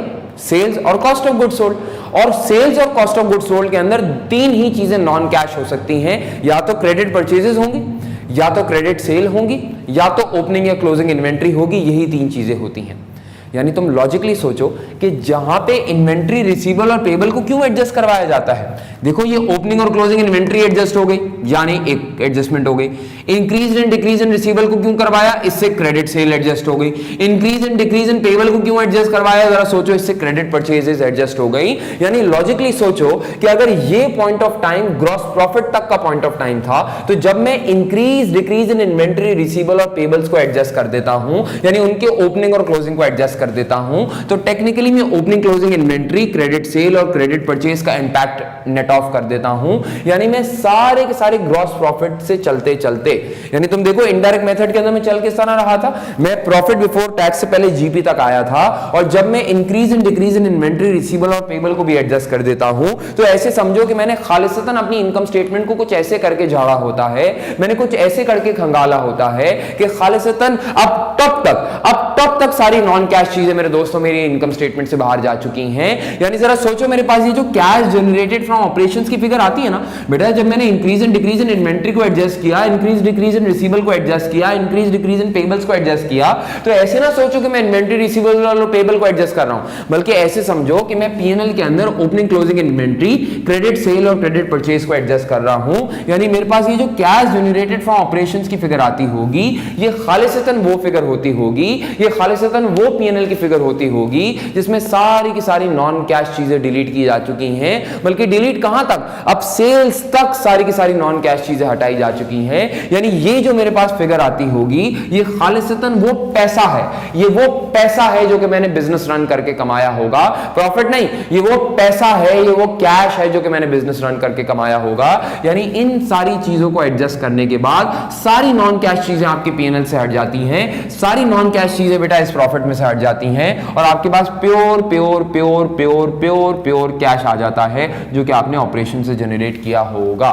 एक बार आपके पास कैश जनरेटेड फ्रॉम ऑपरेशंस आ जाए तो उसूल के मुताबिक अभी हमने देखा था कि हम यहां से इंटरेस्ट पेड लेस किया करेंगे, हम यहां से टैक्स पेड लेस किया करेंगे, और जब मैं अपने कैश जनरेटेड फ्रॉम ऑपरेशन में से इंटरेस्ट पेड और टैक्स पेड को लेस कर दूंगा तो या तो पॉजिटिव आंसर आएगा या तो नेगेटिव आंसर आएगा। आगे 7 ये कहता है कि अगर पॉजिटिव आंसर आए तो यहां लिखना net cash generated from operating activities, ओए का मतलब ऑपरेटिंग एक्टिविटीज, और अगर कभी नेगेटिव आंसर आ जाए तो इसको लिखा जाएगा net cash used in operating activities. Clear होती है बातें? मैं चला था प्रॉफिट बिफोर टैक्स से, मैंने सारी की सारी नॉन कैश चीजें ऐड बैक की या लेस की, मैंने कुछ क्लासिफिकेशंस को सही किया सच एज डिविडेंड इनकम और रेंटल इनकम को सही किया, फिर मैंने अपनी क्रेडिट सेल, क्रेडिट परचेज और ओपनिंग क्लोजिंग इन्वेंट्री का इंपैक्ट एडजस्ट किया, मैं कैश जनरेटेड फ्रॉम ऑपरेशंस तक पहुंचा, इस कैश जनरेटेड फ्रॉम ऑपरेशन में से अपनी जिम्मेदारियों को लेस किया, इंटरेस्ट पेड और टैक्स पेड को लेस किया, तो मेरे पास खालिसतन वो फिगर आ गई जो कि मैंने अपनी ऑपरेटिंग एक्टिविटीज से कमाई या गवाई है। अगर पॉजिटिव आंसर आए तो net cash generated from operating activities, अगर नेगेटिव आंसर आए तो लिखा जाएगा net cash used in operating activities. Clear होती है सबको ये बात? डन है। एक बार आपको ऑपरेटिंग एक्टिविटीज समझ में आ जाए तो अब क्या रह गया मेरे दोस्तों फॉर्मेट के अंदर, सिर्फ इन्वेस्टिंग एक्टिविटीज और फाइनेंसिंग एक्टिविटीज। और यकीन जानो ये कोई खास मुश्किल नहीं है। इन्वेस्टिंग एक्टिविटीज के अंदर मेरे दोस्तों याद रखना सारी की सारी इन्वेस्टमेंट रिलेटेड चीजें आती हैं। इन्वेस्टमेंट रिलेटेड चीजों का मतलब क्या हुआ कि जैसे मिसाल के तौर पे अगर आपने अपने बिजनेस के अंदर प्रॉपर्टी प्लांट एंड इक्विपमेंट को खरीदा, किसी इंटेंजिबल एसेट को खरीदा, किसी इन्वेस्टमेंट प्रॉपर्टी को खरीदा या किसी कंपनी के शेयर्स या बॉन्ड्स को जाके खरीदा, तो अगर आपने किसी भी नॉन करंट एसेट को परचेज किया है तो वो आएगा इन्वेस्टिंग एक्टिविटीज के अंदर। याद रखना परचेज करते हुए पैसा जाता है, तो क्योंकि पैसा जाता है तो देखो इसको नेगेटिव लिखा गया है यानी कैश आउटफ्लो लिखा गया है। अगर नॉन करंट एसेट्स का खरीदा जाना इन्वेस्टिंग एक्टिविटीज के अंदर आता है तो इसी तरह नॉन करंट एसेट्स का बेचा जाना भी यही इन्वेस्टिंग एक्टिविटीज के अंदर आएगा। अगर ड्यूरिंग द ईयर आपने अपने किसी नॉन करंट एसेट को यानी प्रॉपर्टी प्लांट एंड इक्विपमेंट को, किसी इन्वेस्टमेंट को, किसी इंटेंजिबल एसेट, किसी इन्वेस्टमेंट प्रॉपर्टी को बेचा या किसी भी इंटेंजिबल एसेट वगैरह को बेचा, तो अगर आपको बेचने के अंदर कोई सेल प्रोसीड मिली तो वो सेल प्रोसीड को भी यही कैश फ्लो के अंदर दिखा दिया जाएगा एज पॉजिटिव। याद रखना डिस्पोजल के वक्तों में पैसा आता है, तो पैसा आता है तो एज एन इनफ्लो लिखा जा रहा है cash flow from investing activities की हेडिंग के अंदर। अगर तुमने नॉन करंट एसेट्स के अंदर पैसा लगाया, इन्वेस्टमेंट की है, प्रॉपर्टी खरीदी है, कुछ भी किया है तो माइनस, अगर बेचा तो पॉजिटिव। अगर तुम्हें ड्यूरिंग द ईयर इन्वेस्टमेंट करने से कोई और फायदा या नुकसान हुआ, सच एज तुम्हें कोई रेंटल इनकम मिल गया हो, कोई डिविडेंड इनकम मिल गया हो, या फॉर एग्जांपल किसी एसेट को खरीदने की वजह से ग्रांट मिल गया हो, तो वो सारी की सारी चीजें जो कि इन्वेस्टिंग से रिलेट करेंगी, वो चाहे पॉजिटिव हो चाहे नेगेटिव हो, वो सारी की सारी चीजें मेरे दोस्तों इन्वेस्टिंग एक्टिविटीज में आ जाया करेंगी। रेंटल इनकम है, डिविडेंड इनकम है, इंटरेस्ट इनकम हो सकता है, government grant received for grant related to assets हो सकता है, वो कोई भी चीज हो सकती है जिसका इन्वेस्टमेंट से ताल्लुक हो। डन। जब तुमने इन्वेस्टिंग एक्टिविटीज के अंदर सारी की सारी प्लस और माइनस की फिगर्स लिख दी होंगी तो तुम्हारे पास अब नेट फिगर आ जाएगी। जो नेट फिगर तुम लोगों के पास आएगी तुम उसको लिखोगे, देखो यार या तो नेट फिगर पॉजिटिव आएगी या तो नेट फिगर नेगेटिव आएगी।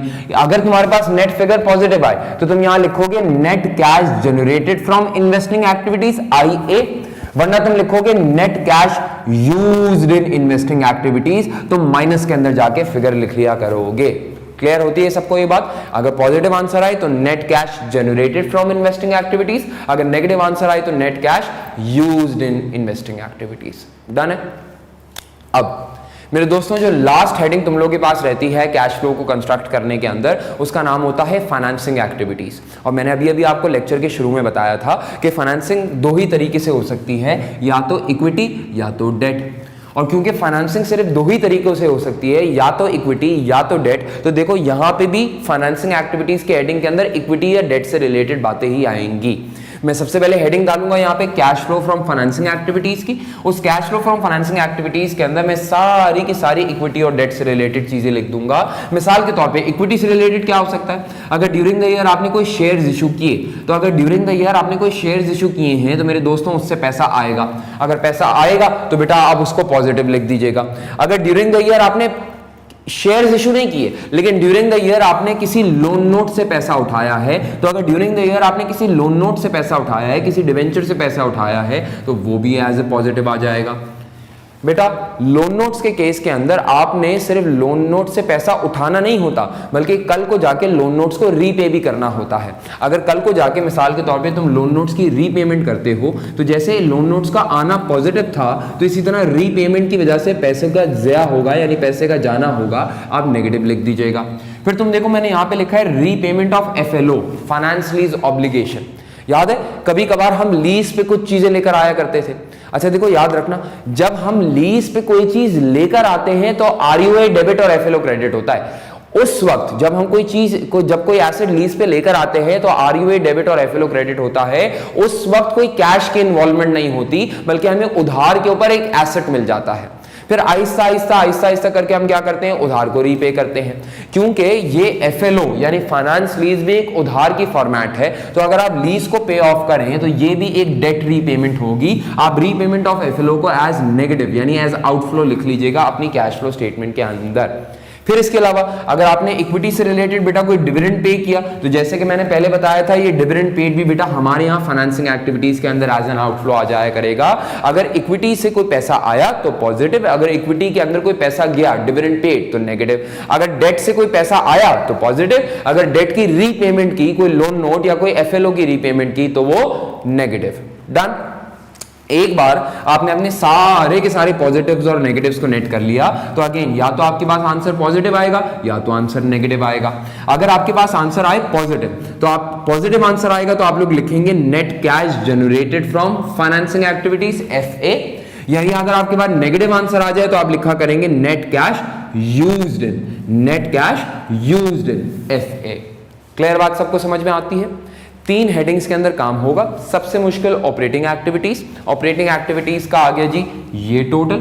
फिर करेंगे आप इन्वेस्टिंग एक्टिविटीज के ऊपर काम, इन्वेस्टिंग एक्टिविटीज का टोटल आ गया ये। फिर आप फाइनेंसिंग एक्टिविटीज की हेडिंग के ऊपर काम करेंगे, उसका टोटल आ गया ये। 3 हेडिंग्स के अंदर काम हुआ था। अब अज्यूम कर लीजिए कि ऑपरेटिंग एक्टिविटीज का आंसर A है, अज्यूम कर लीजिए कि इन्वेस्टिंग एक्टिविटीज का आंसर B है, और इसी तरह अज्यूम कर लीजिए कि फाइनेंसिंग एक्टिविटीज का आंसर C है। तो अगर मैं ऑपरेटिंग एक्टिविटीज को A कह रहा हूं, मैं इन्वेस्टिंग एक्टिविटीज को B कह रहा हूं और फाइनेंसिंग एक्टिविटीज को C कह रहा हूं, तो फिर जब ये ABC तीनों निकल जाया करेंगे तो हम यहां पे लिखा करेंगे नेट इंक्रीज या decrease in cash and cash equivalents. यानी हम क्या करेंगे, इस A की फिगर को, इस B की फिगर को और इस C की फिगर को आपस में लाके नेट कर लिया करेंगे। जब आपस में लाके नेट करेंगे तो ABC A plus B plus C को नेट करने के बाद हमारे पास या तो पॉजिटिव आंसर आएगा या तो नेगेटिव आंसर आएगा। अगर पॉजिटिव आंसर आया तो हम बोलेंगे इस साल net increase in cash and cash equivalents हुआ है। अगर नेगेटिव आंसर आया तो हम कहेंगे net decrease in cash and cash equivalent, यानी ओवरऑल हमारा कैश गिरा होगा इस साल। क्लियर होती है आप सबको ये बात? डन है? समझ में आती है? ये था फॉर्मेट। एक बार याद रखिएगा कि फॉर्मेट को कॉपी जरूर कर लो, और जो मैंने अभी समझाया है फॉर्मेट को कॉपी करते करते अपने आप को समझा लो। या अपने आप को कॉपी करते करते समझाना बहुत ज्यादा जरूरी होगा। क्लियर होती है बात? ये देखिएगा।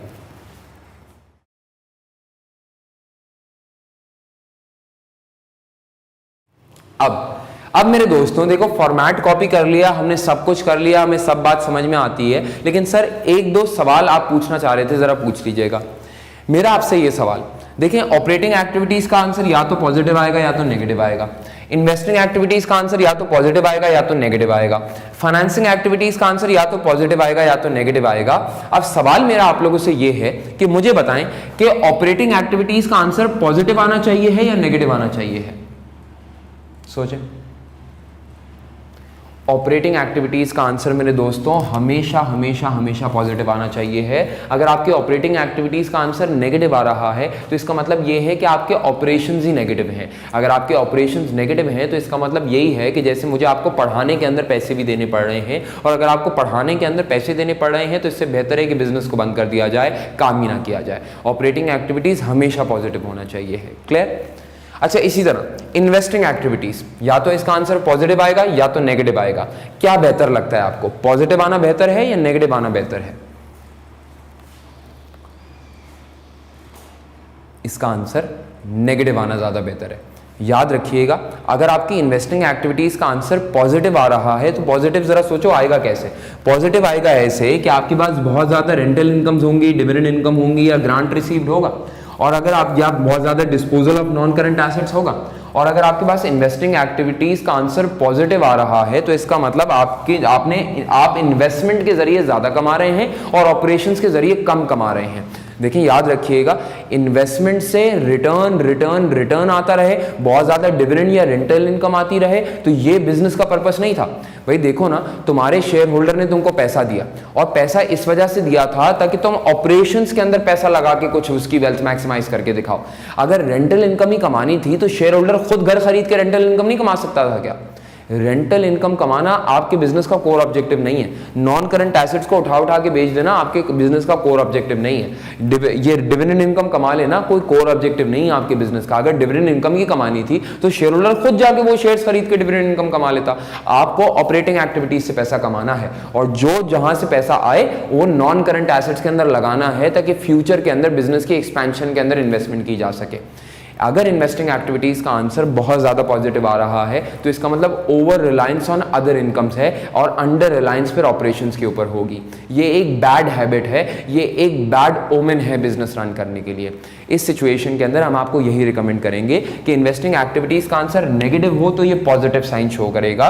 नेगेटिव तब होगा जब आप अपने इन्वेस्टमेंट्स कर रहे होंगे प्रॉपर्टी प्लांट एंड इक्विपमेंट के अंदर, प्रॉपर्टीज के अंदर या इंटेंजिबल एसेट्स के अंदर, और अगर आप इन्वेस्टमेंट कर रहे हैं नॉन करंट एसेट्स के अंदर तो इसका मतलब फ्यूचर सिक्योर है। हम प्रेफर करेंगे कि आप नेगेटिव रखा करें अपनी इन्वेस्टिंग एक्टिविटीज को, ताकि नजर आए कि आप नॉन करंट एसेट्स यानी कंपनी के फ्यूचर के अंदर इन्वेस्ट कर रहे हैं। डन। फाइनेंसिंग एक्टिविटीज का आंसर पॉजिटिव आना चाहिए है या नेगेटिव आना चाहिए है? ऑपरेटिंग एक्टिविटीज का पॉजिटिव आना चाहिए था, इन्वेस्टिंग एक्टिविटीज का नेगेटिव आना चाहिए था, फाइनेंसिंग एक्टिविटीज का क्या आना चाहिए है, पॉजिटिव या नेगेटिव? फाइनेंसिंग एक्टिविटीज का आंसर दोनों एक्सेप्टेबल है, चाहे पॉजिटिव हो चाहे नेगेटिव हो, दोनों एक्सेप्टेबल है। देखिए पॉजिटिव अगर आंसर आ रहा है तो पॉजिटिव आंसर कब आएगा? जब आपने लोन रेज किया या आपने शेयर्स रेज किए। तो अगर आपका आंसर पॉजिटिव आ रहा है तो सवाल ये नहीं है कि पॉजिटिव आ रहा है, सवाल ये है कि पॉजिटिव क्यों आ रहा है। मिसाल के तौर पे अगर आपका इशू ऑफ शेयर्स और लोन नोट्स की वजह से फाइनेंसिंग एक्टिविटीज पॉजिटिव आ रही हैं, यानी इसका मतलब ड्यूरिंग द ईयर आपने कैश रेज किया है थ्रू फाइनेंसिंग एक्टिविटीज। अगर ये वाला आंसर पॉजिटिव आ रहा है और इन्वेस्टिंग एक्टिविटीज का आंसर नेगेटिव आ रहा है तो बात समझ में आती है। यानी इसका मतलब ये होगा कि आपने शेयर्स और लोन नोट्स के जरिए पैसा रेज किया होगा और वो सारा का सारा पैसा जाके नॉन करंट एसेट्स के अंदर लगा दिया होगा। पॉजिटिव हो कोई मसले की बात नहीं है।